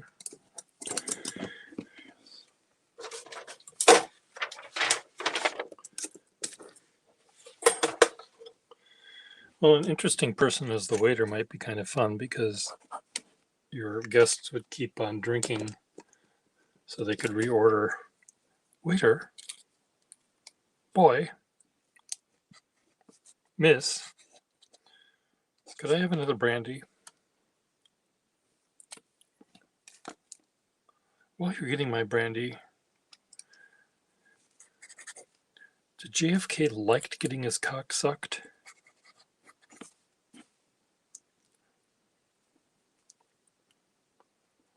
You'd ask that of Marilyn Monroe, not of Da Vinci. I don't imagine Da Vinci would have an answer for that one.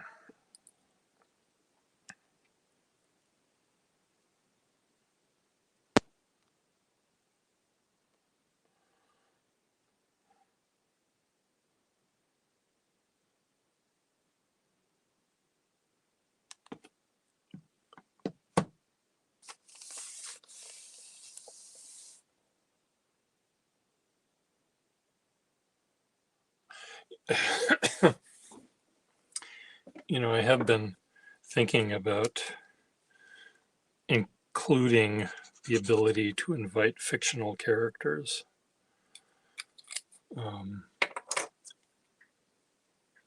So you could invite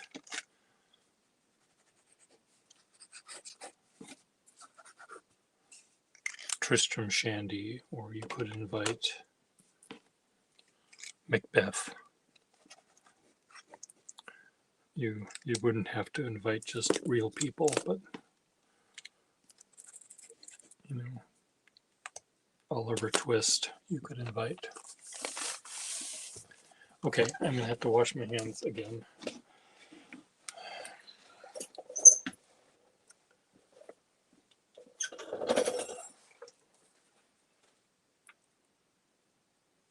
Fritz Brenner is fictional. Yes.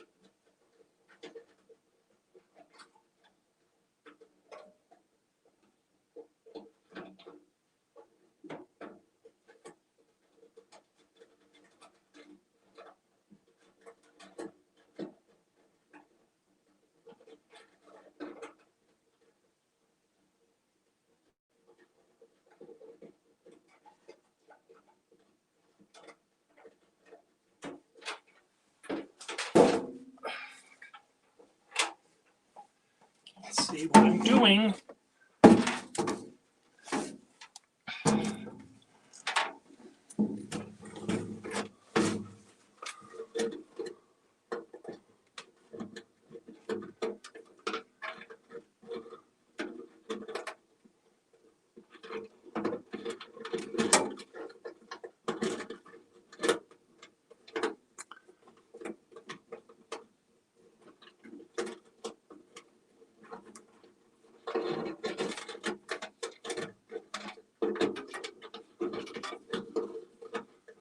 I'm trying to untangle.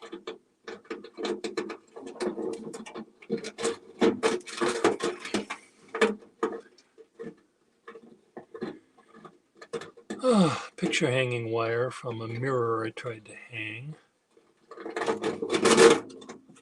So I could use it on something else.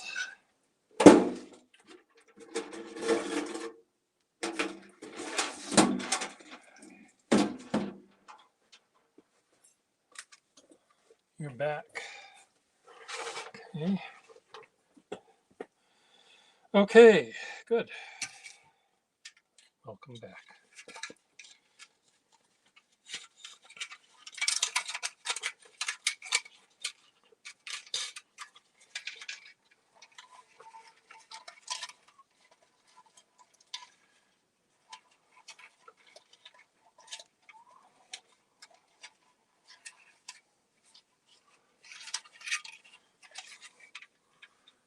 I have this plastic thing that I'm going to use to hang on the wall.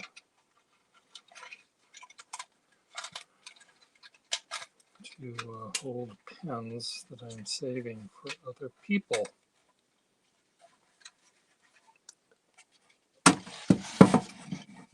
That's not going to work. They're going to fall right out.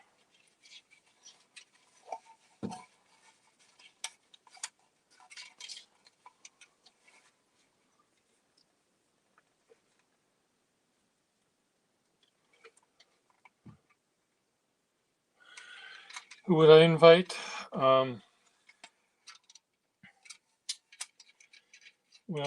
I have never played this game myself.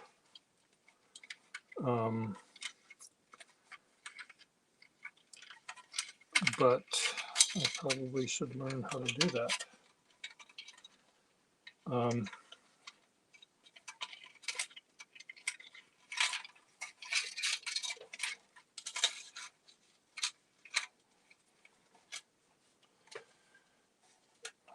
Would I invite? I mean, it's very strange. You know, my father died recently, and I keep thinking, you know, why didn't I ask him this? Why didn't I tell him that?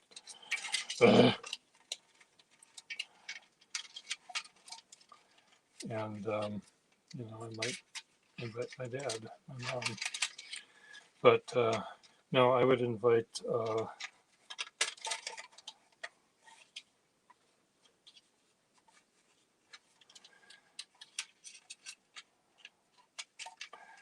You know, it depends on the sort of thing I'd want. Do I want to have a just a clusterfuck of argument, or should it be fun? You know, it might be interesting to invite Jesus Christ and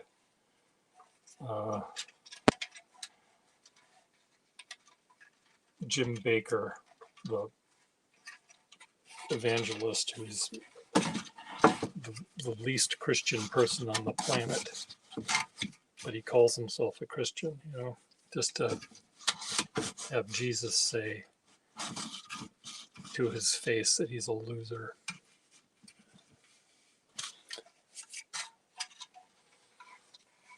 But I don't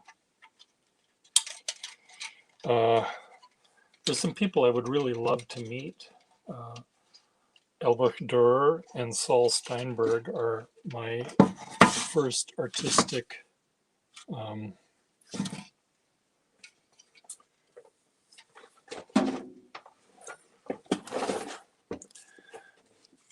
influences, Elbert Durer and Saul Steinberg, and I might want to invite Noel Coward, whose music I really like. Um,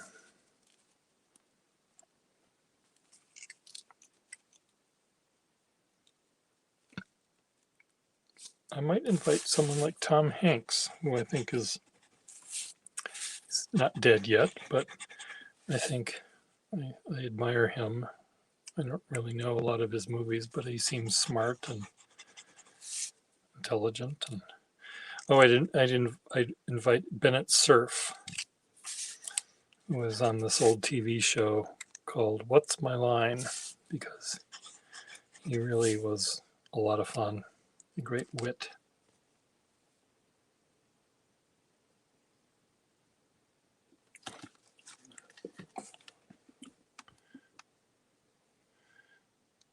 You don't have to follow this, but I'm gonna send you something. I'm gonna take a little selfie. You don't have to send me a selfie if you don't want to, but I'll show you what I look like right this very second. How do I get to my page here?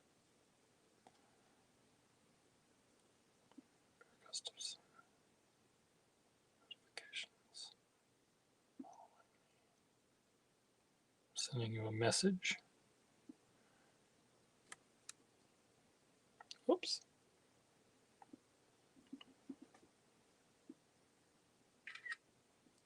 There you go.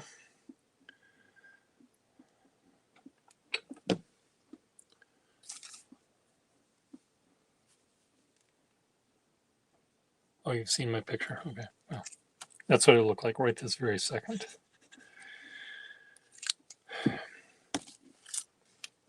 You don't have to send me your picture. I know you're using Vincent Price as your whatever it is, your icon, but if you want to use your actual, are these going to work? Or are these going to just fall out?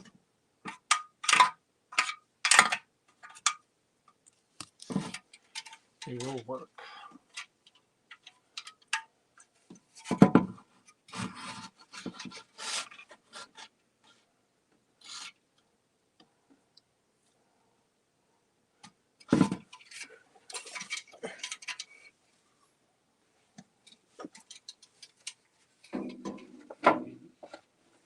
String.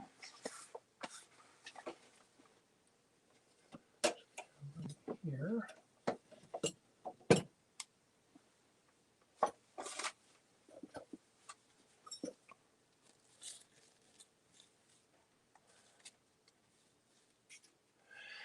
I have a couple of guest books that were actually used as guest books, and some of them actually contained famous people as guests. Well, one contained famous people as guests. Claudio Abbado, I think he's a pianist, but I don't know exactly. He's the pianist or conductor.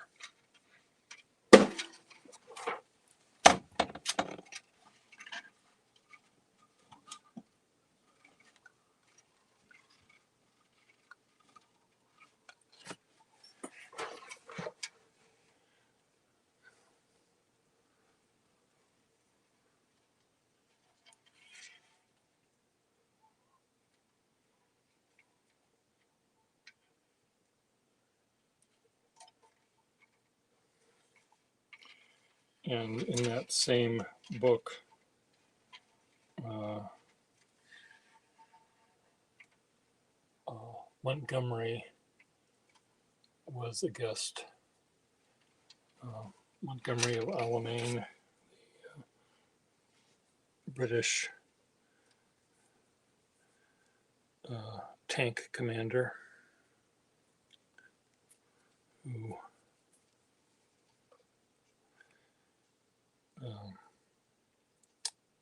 put Rommel in his place.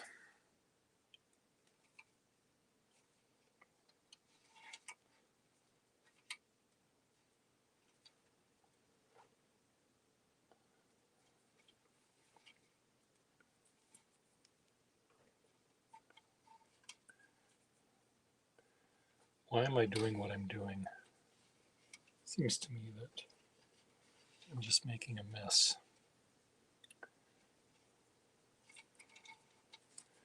I can do this better later.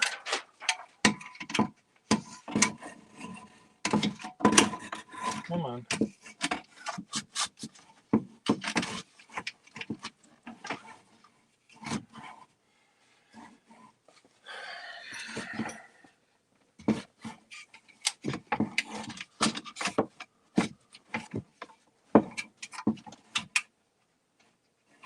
Okay, I can do this better now. I can just do it better now. Just do it better, Pierre. Where's my scissors?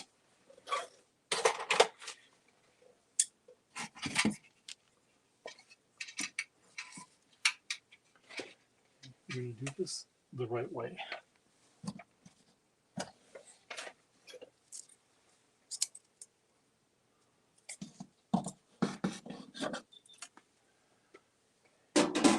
String. I'm taking that blue thing that I showed you and I'm hanging it on the wall. I'm hanging it on the wall in a manner which will allow me to remove it.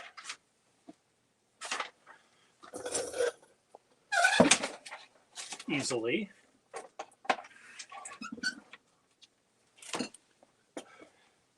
So that I can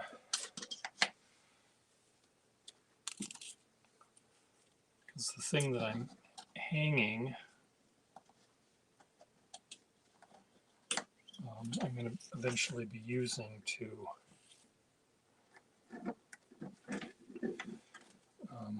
hold pens that I'm fixing for other people. Shit. Okay, I just screwed this up again. Okay.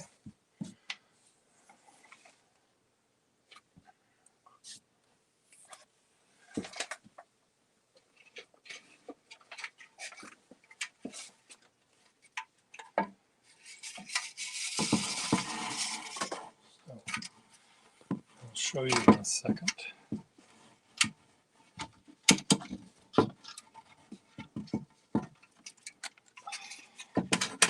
Come on, Pierre.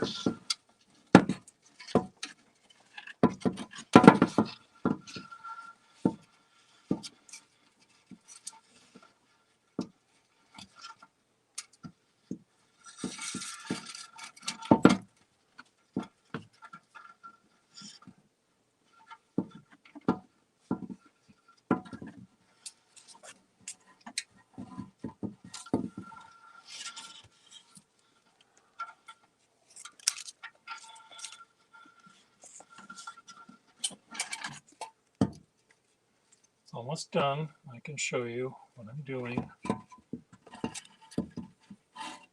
So what kind of architecture did you like? I didn't know if you answered that question.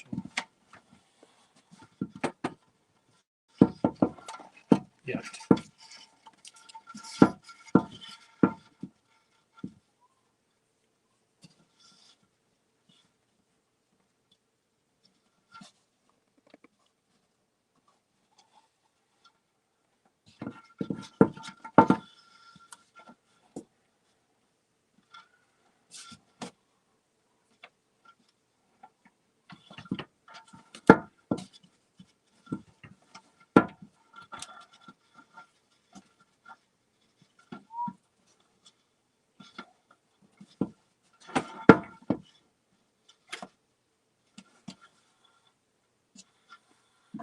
There. Okay, well, now show you what I'm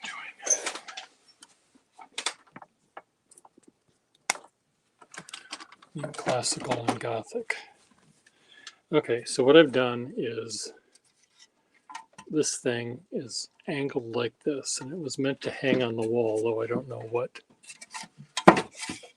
would have been in it originally, what it was designed for. But what I'm going to use, if this pen, if I was sending this pen to you, Robert, I would put it in the Robert file, and it doesn't fall out unless I'm clumsy. So it'll keep things off the desk. Imagine that most of these things will be just pens that I will be using for myself. Kitty, what are you doing? Kitty? Meow.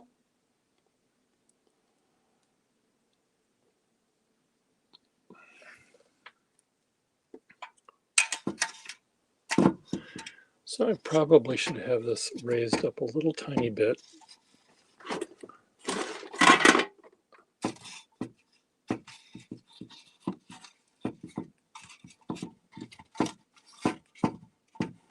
There.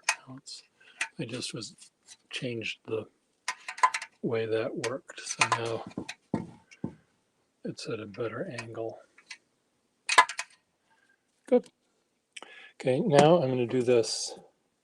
I'm going to put this ink cover ink thing on top of that.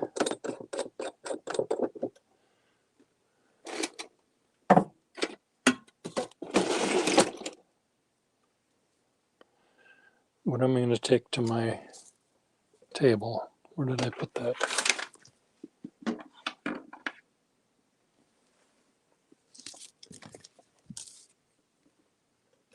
Yes, this is the one. Okay. Kitty, what do you mean meow? Cat, you have food.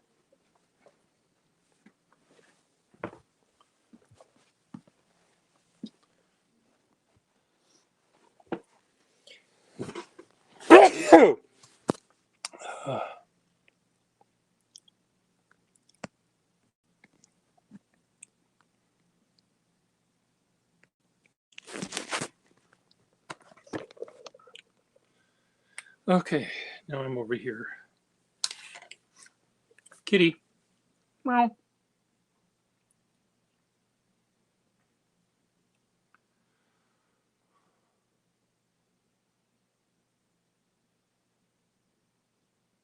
Parker Quink. Yeah, that's Parker Quink is good. It's very flowy.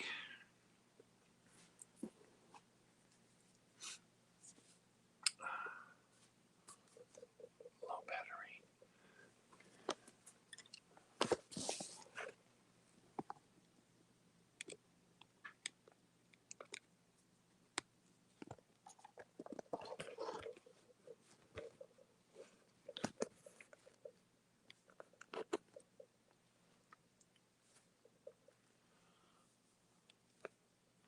No,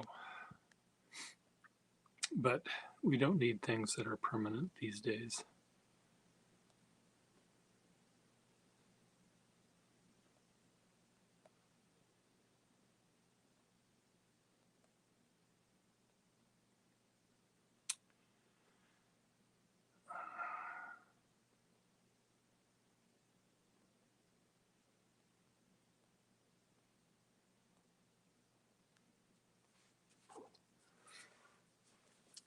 Tina, Tina, Kitty.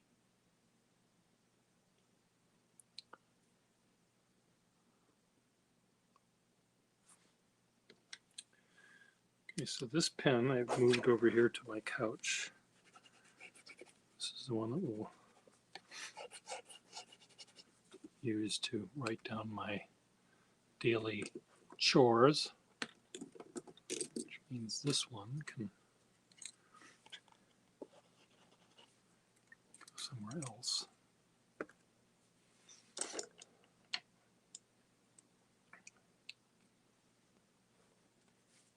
Yes.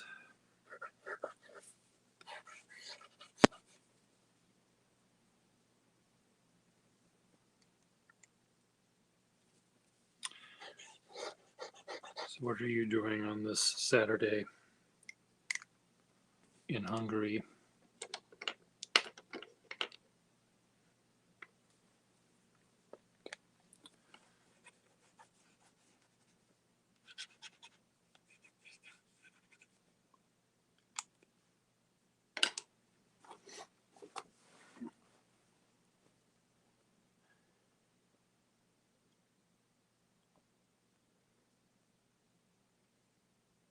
Tina, what pen was that you cleaned?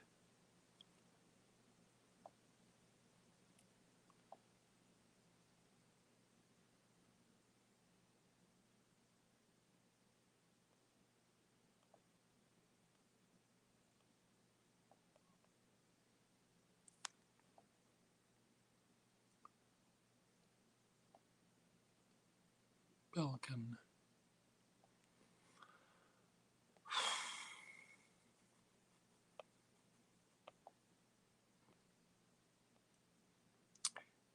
Well, if you want, take a picture of the pen and write Robert in your best handwriting and post it on your page. So I can see both the pen and your handwriting. Your best handwriting.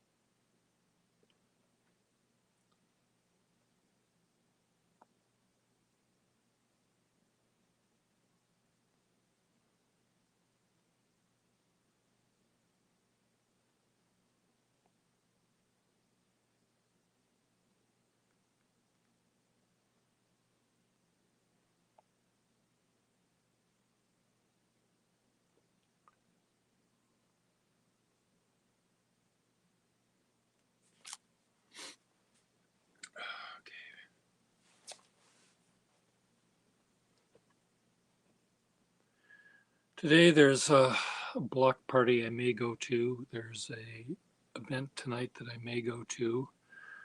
There's a guy that wants me to draw him live,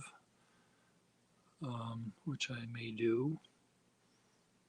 And what else will I do today?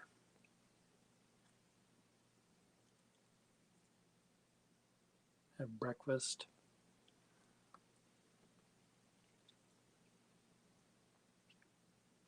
Oh, I'm getting a pen and pencil in the mail today.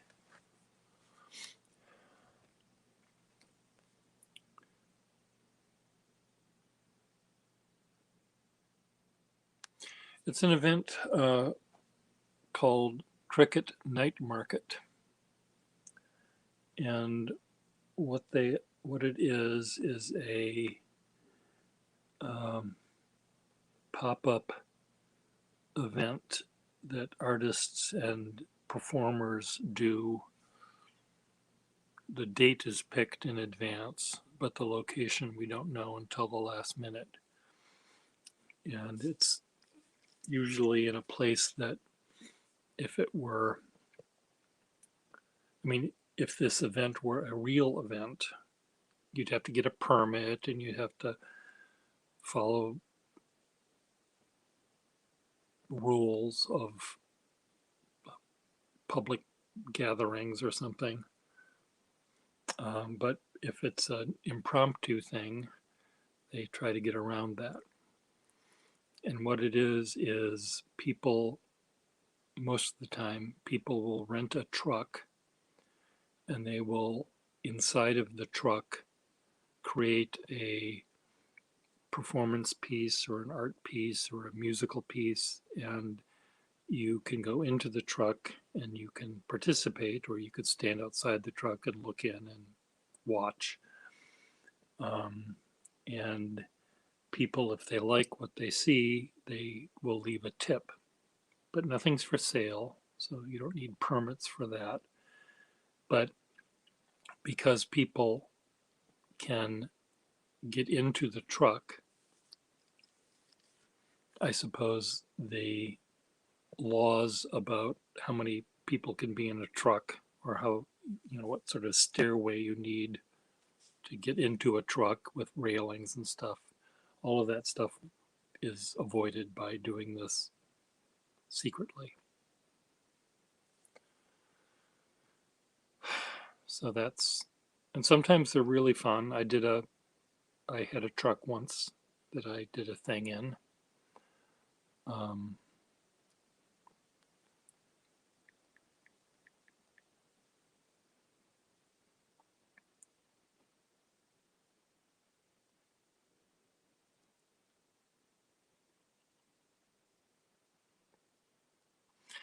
the other event is a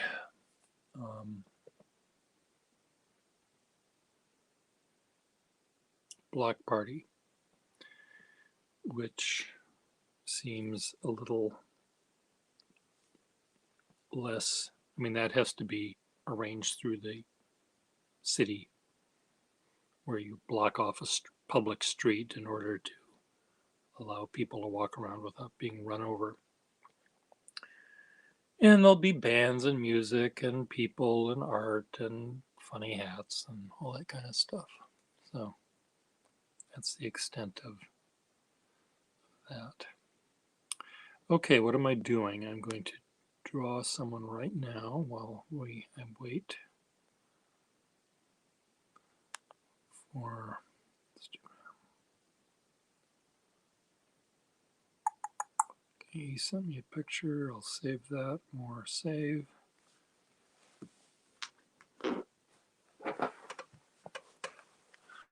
No, that is done by a old studio mate of mine. It's a rather large painting, 5 by 5 or 6 by 6 feet.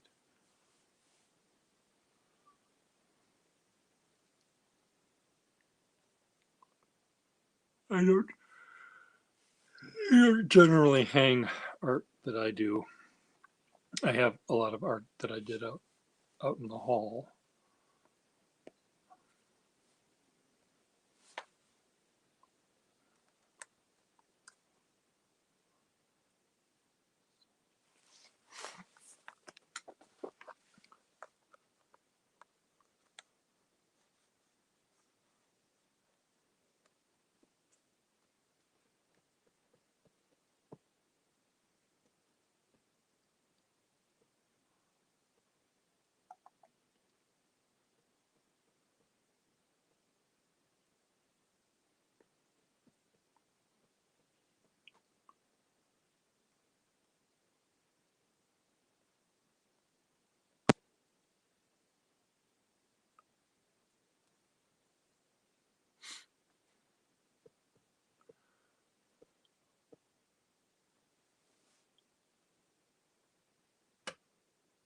Kitty, Tina.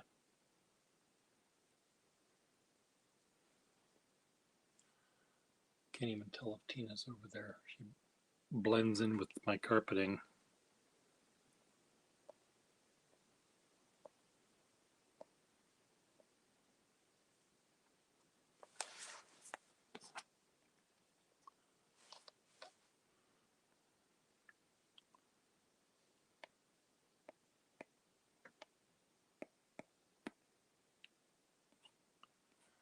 So how did you find out about me?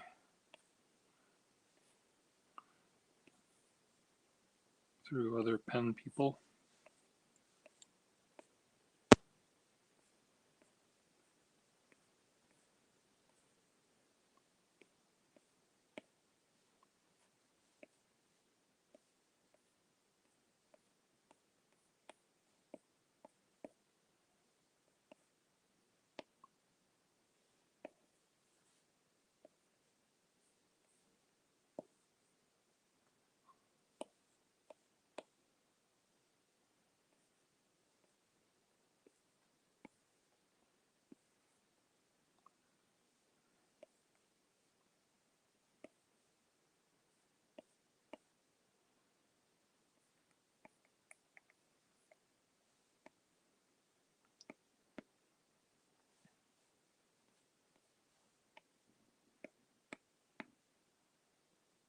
Oh, Wesky.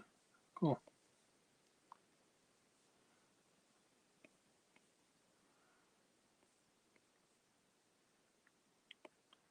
Wesky's a very nice guy. I met him, as I'm sure you may know, met him face to face this last summer. And he'd never met another pen collector in person, so I suggested that he visit me, and he did, and we had fun.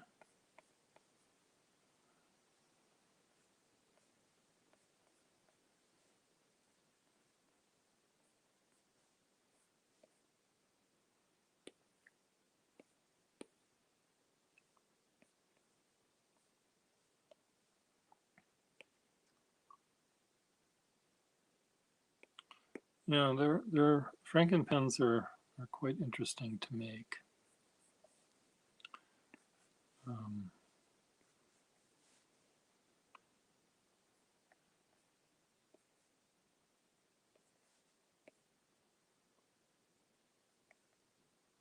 I'm drawing someone here right now, so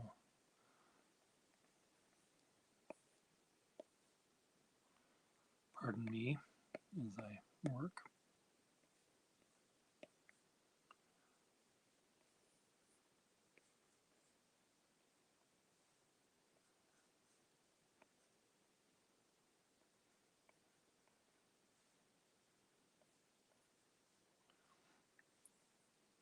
So does Hungary have a lot of original buildings that were not destroyed during the war?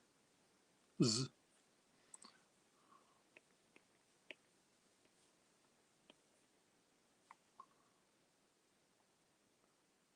the Allies bomb the smithereens out of them as they did with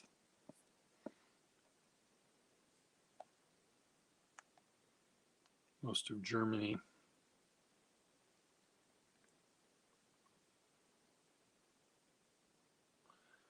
Well, I don't know how they made them so flexible, but they did. And I'm glad they did.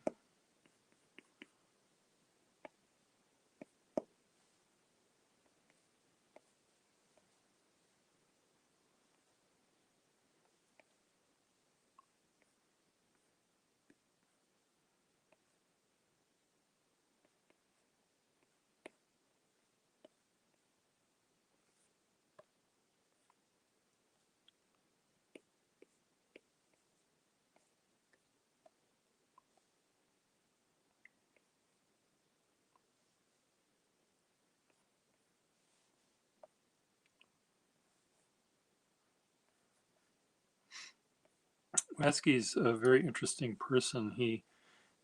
I was trying to sort of teach him how to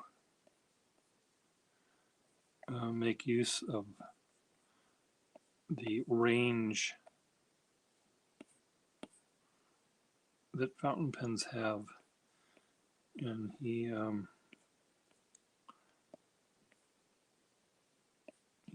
tends to write. The hardest he writes and the lightest he writes are very close to one another. So the range that a pen can have, he's not really taking advantage of it as much as I think he could. So I was trying to get him to lighten up his lightest touch and press down a lot more. And he said he's afraid of breaking the nibs. And I said, no, don't be afraid of breaking the nib. We're not going to break the nib.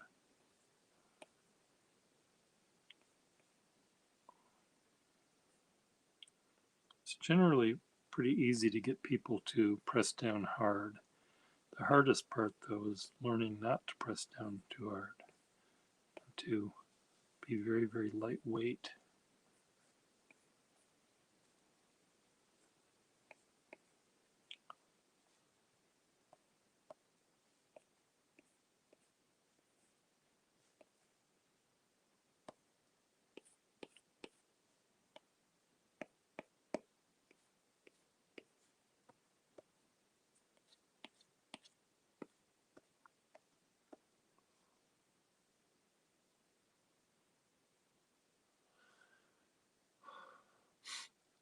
Yeah,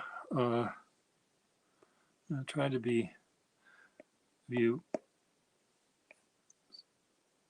posted the picture of your pen and your handwriting yet? Come on, Robert.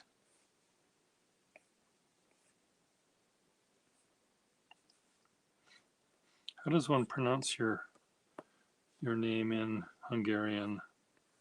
Is there like a G sound, Robert, or something a little? Or is that sounding too Czechoslovakian or something?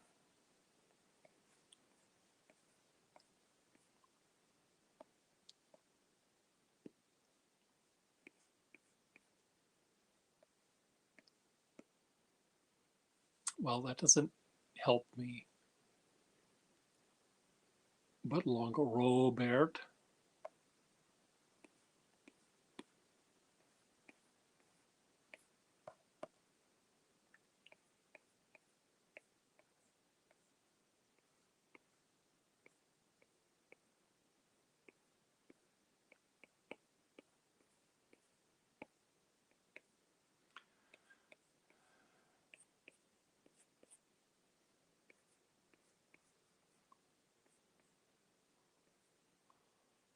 Kind of.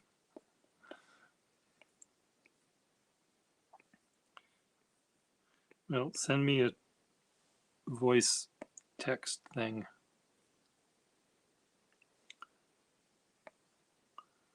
You can tape record yourself saying it.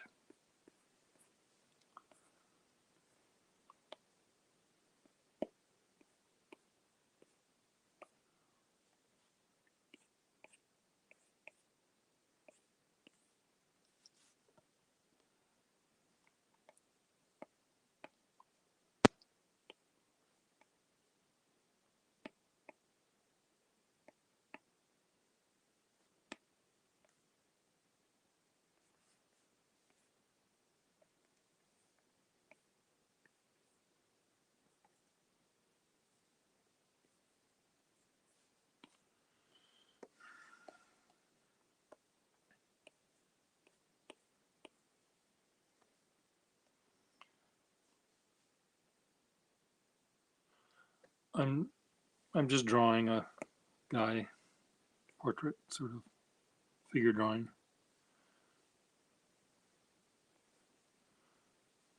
But I'm drawing with my iPad, so you hear the sound.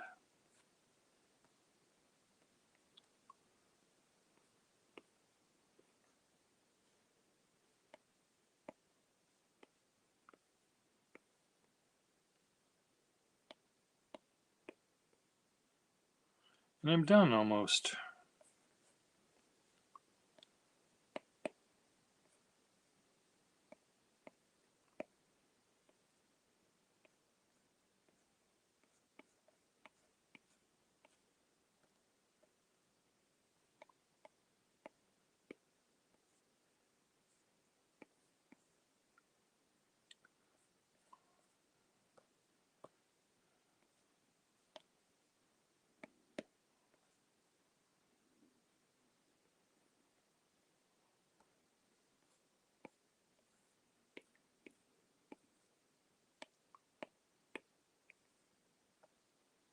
There, done.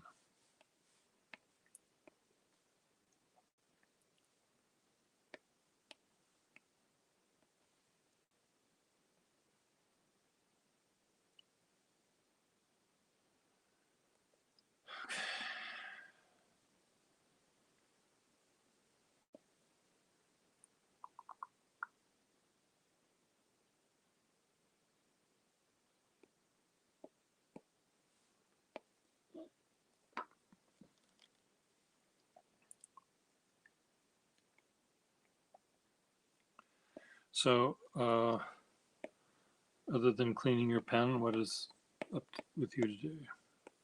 I guess your day is half over.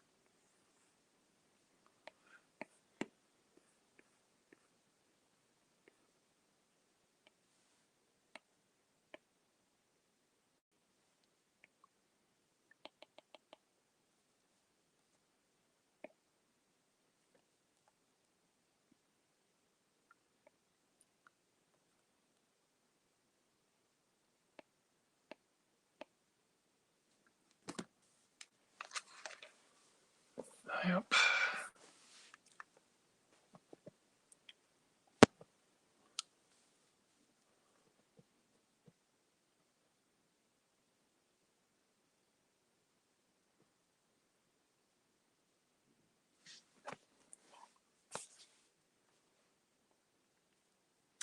So is Hungary in crazy lockdown? Or what's happening with your COVIDian nightmare?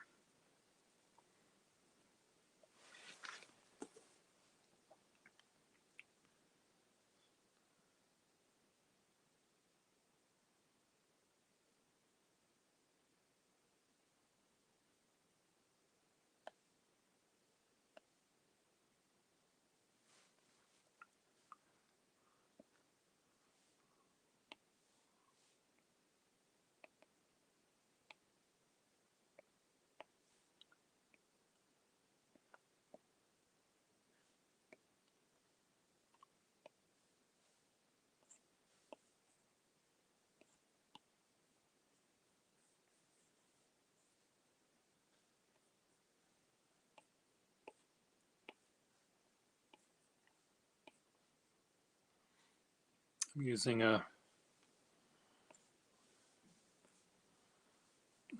a Apple Pencil and my iPad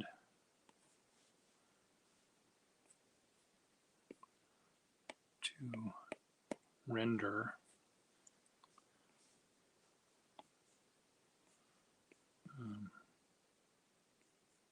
rather what's the word I want? Sort of cubistically a figure.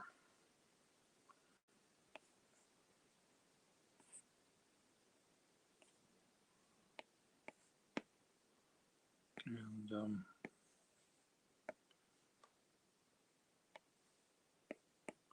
so it's hitting the screen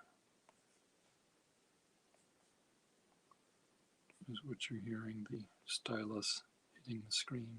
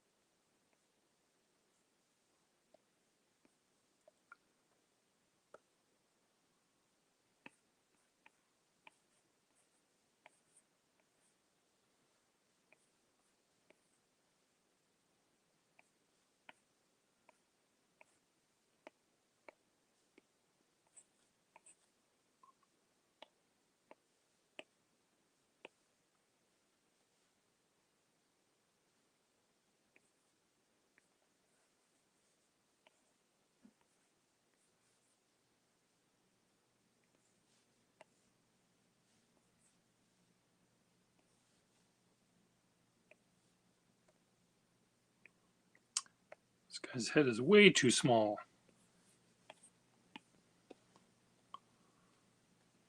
To make that bigger.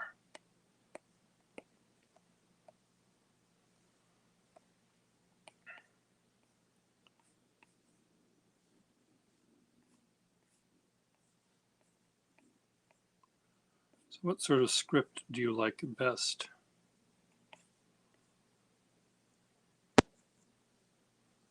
You said you're learning how to write and using manuscripts. Is there a particular kind of alphabet or style that you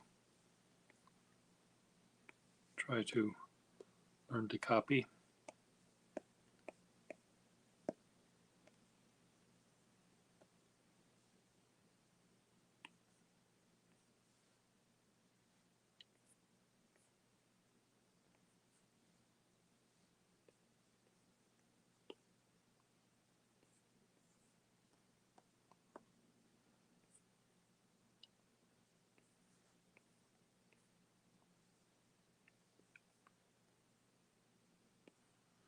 I'm drawing this figure using a particular tool that I like in this app, which allows me to map out huge areas of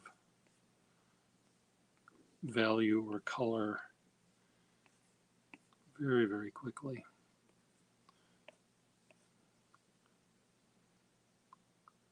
And I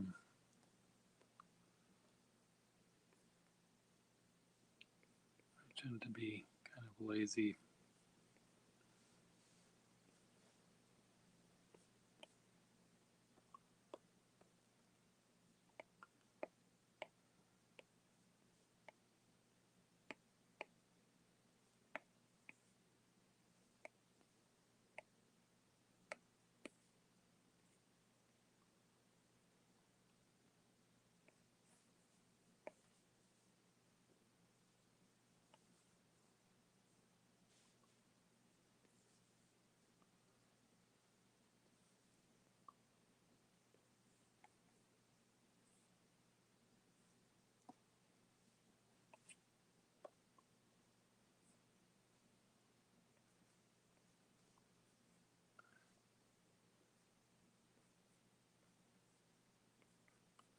You think you're going to be an architect eventually, or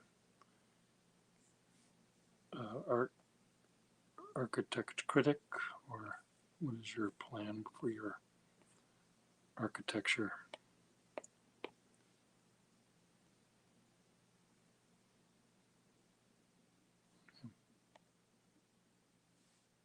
Longhand.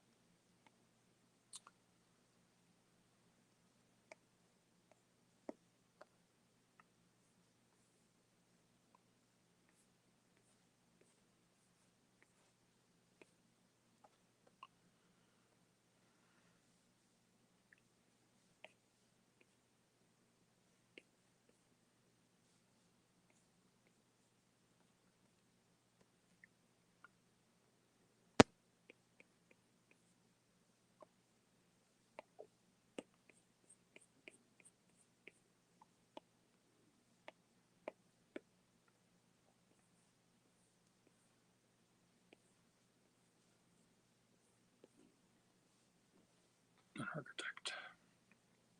Yeah.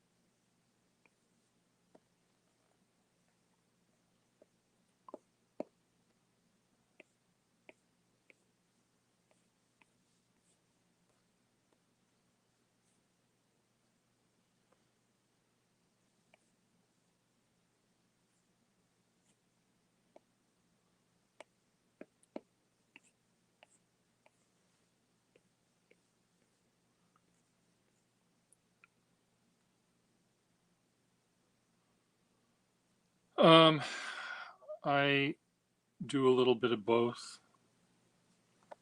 I change the paper, but I also move my hand.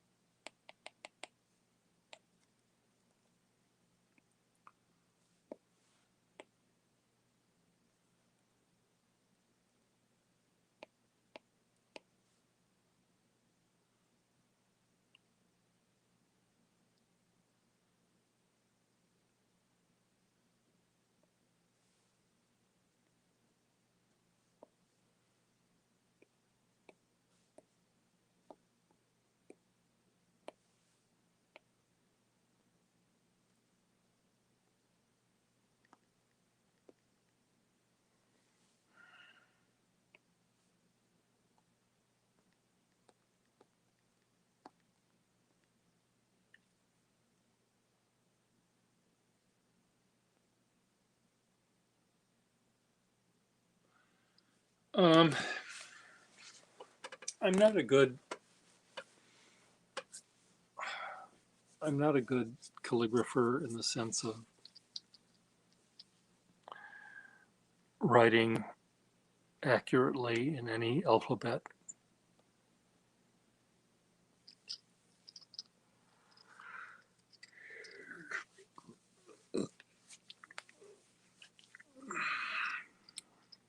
My friend Nicola, you should follow him on, I'll send you a link to his stuff on Instagram.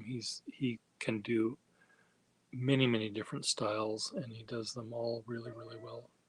Kitty, hi, come on.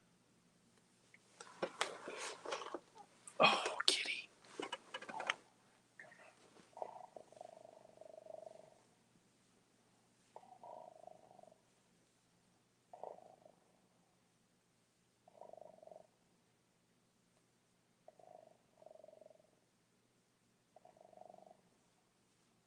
Kitty.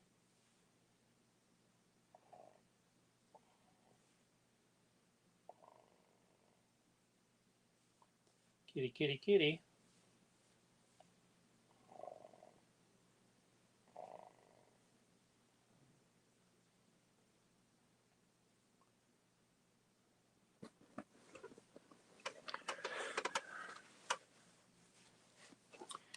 Okay, let me send you his thing here.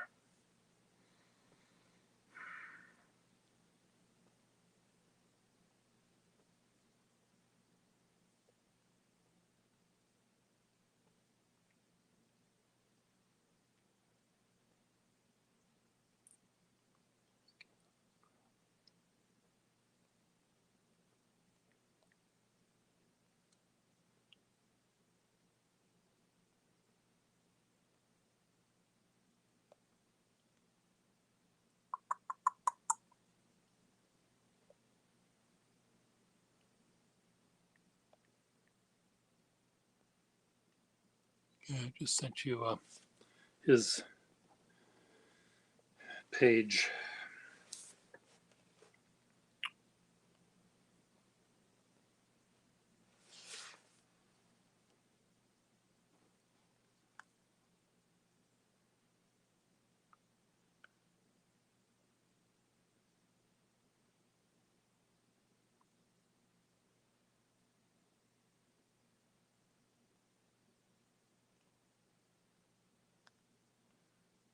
I have to do another drawing.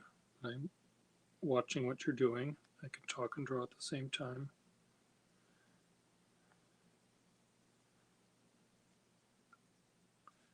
Okay.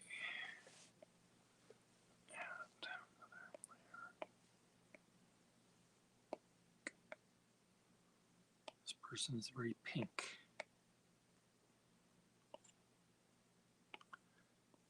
Very pink.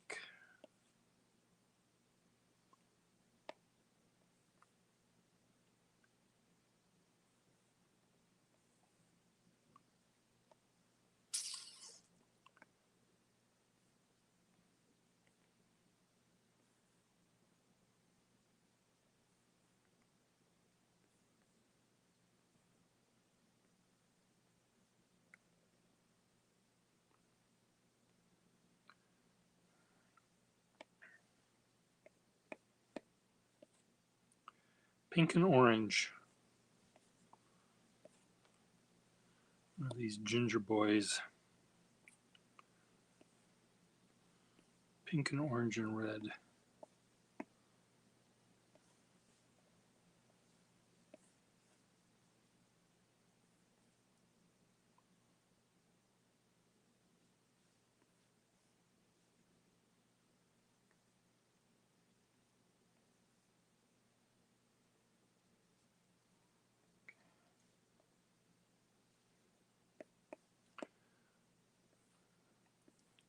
So take a look at Nicola.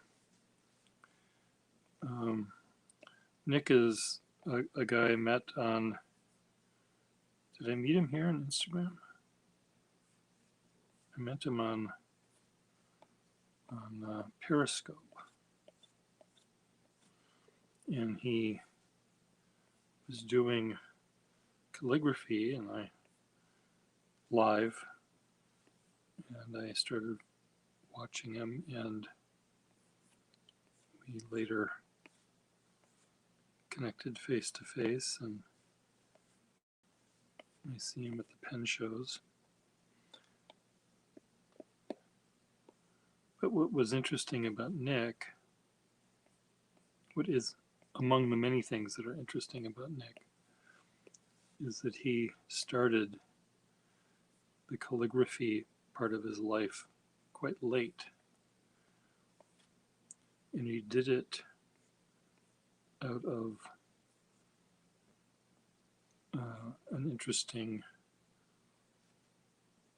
what's the word, event that happened in his life, which was he was helping his brother move things for the brother's wedding, the day of the wedding, I think. And they had to move some wood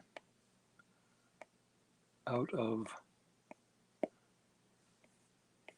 one area, or the garage, or I don't know what it was, but there was all sorts of lumber that was in the way, and it had to be moved out of the way. And it was being loaded up to in the back of a truck, pickup truck, and it was on a slight incline, the truck, and when Nick slammed the tailgate of the truck shut, all of the lumber slid down toward the back where he was and where his hand was, and it slammed into his hand, and he broke every bone in his right hand, which was the hand he uses. Every bone and tendon and ligament and all the other things that happen in your anatomy of your hand. And in order to, he went to the hospital and it looked at and had casts put on and everything. But in order for him to regain the use of his hand, he had to do exercises. And he thought, well, why don't I learn calligraphy since I have to do these exercises? And that's how he started to learn how to do calligraphy, was to get the use of his hand. So I'm thinking maybe what I should do is have my hand, every bone in my hand broken so I can learn how to do calligraphy correctly.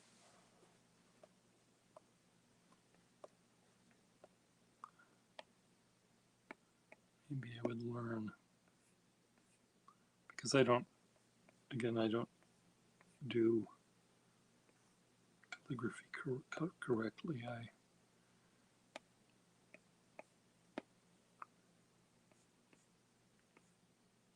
I'm too lazy to have learned correctly.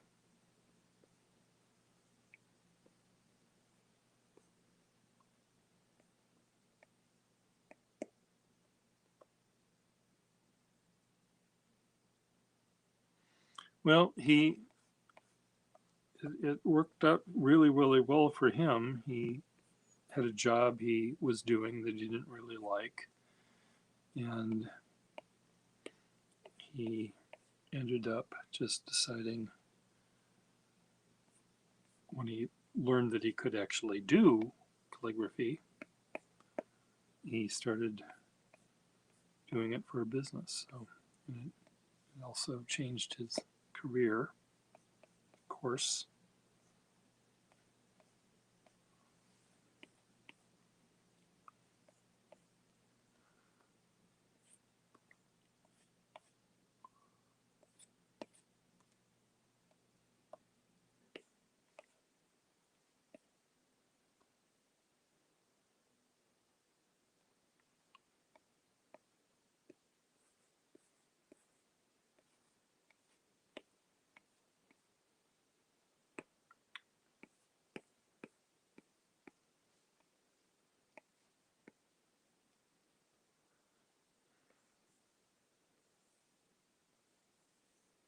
So have you posted your handwriting yet, Robert? Robert?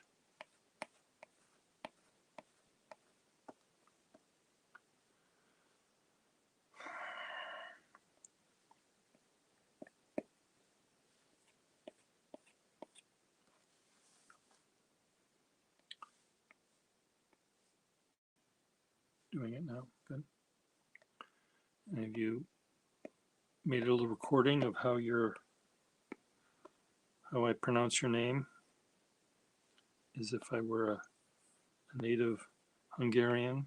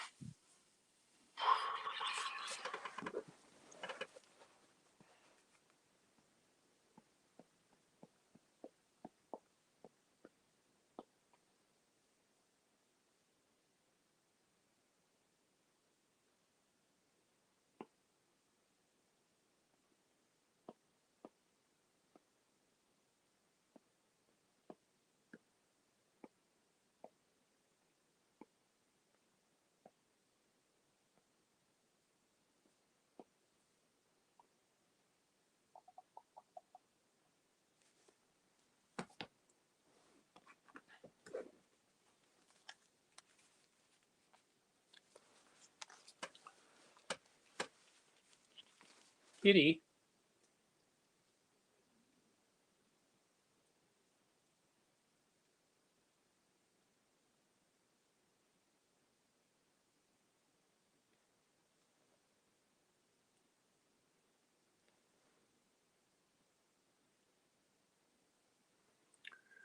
I bought this telescope on eBay.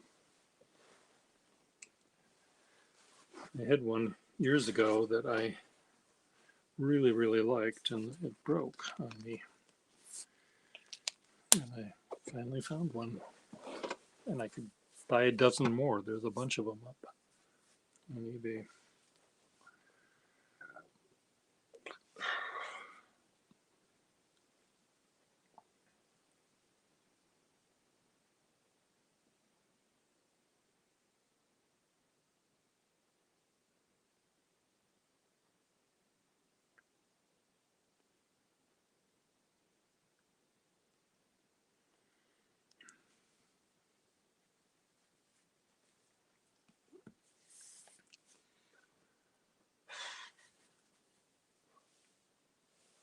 Tina?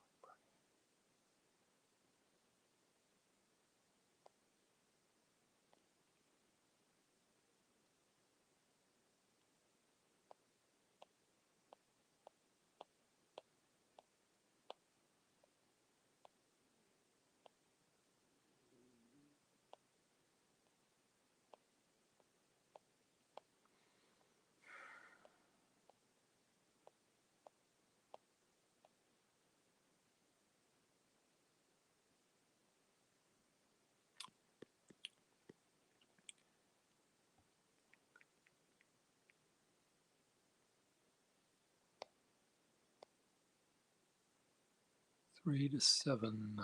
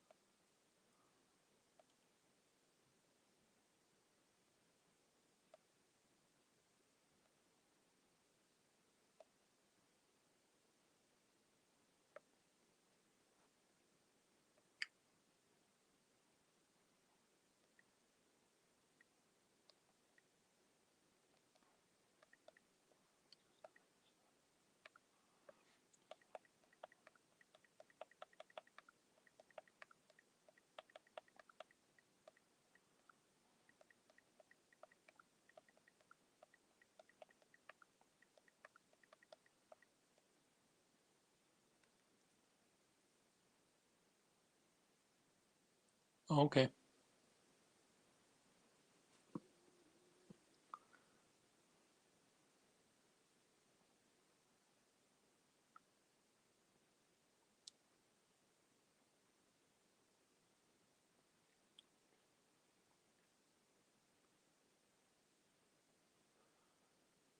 Well, you can send it in an email if you want.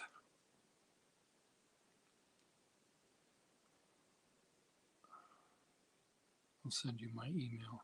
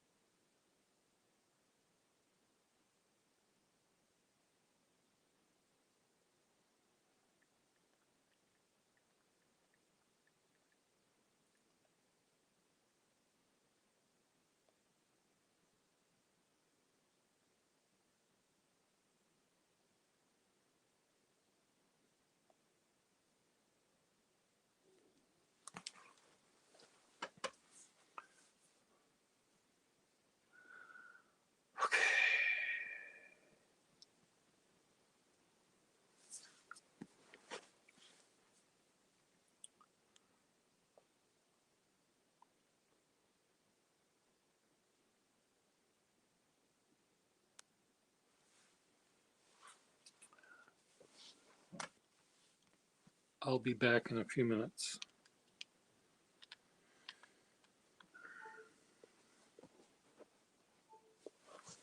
Don't go away.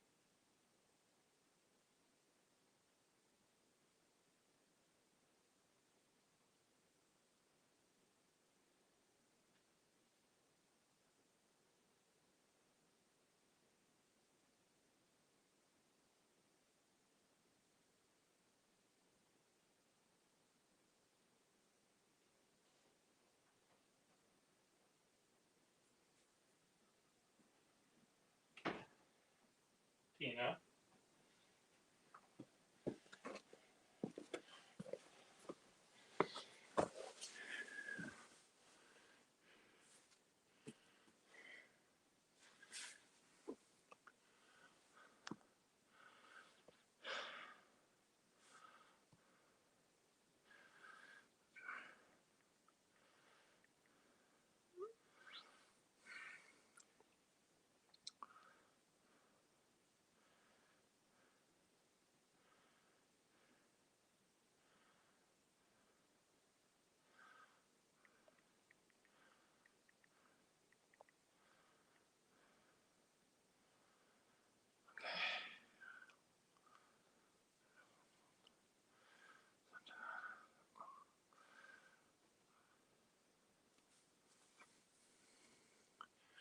Cool way to make a tea.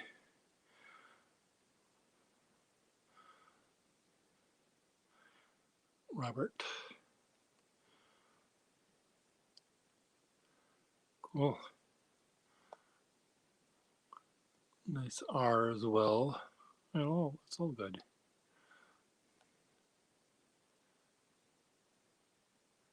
Robert.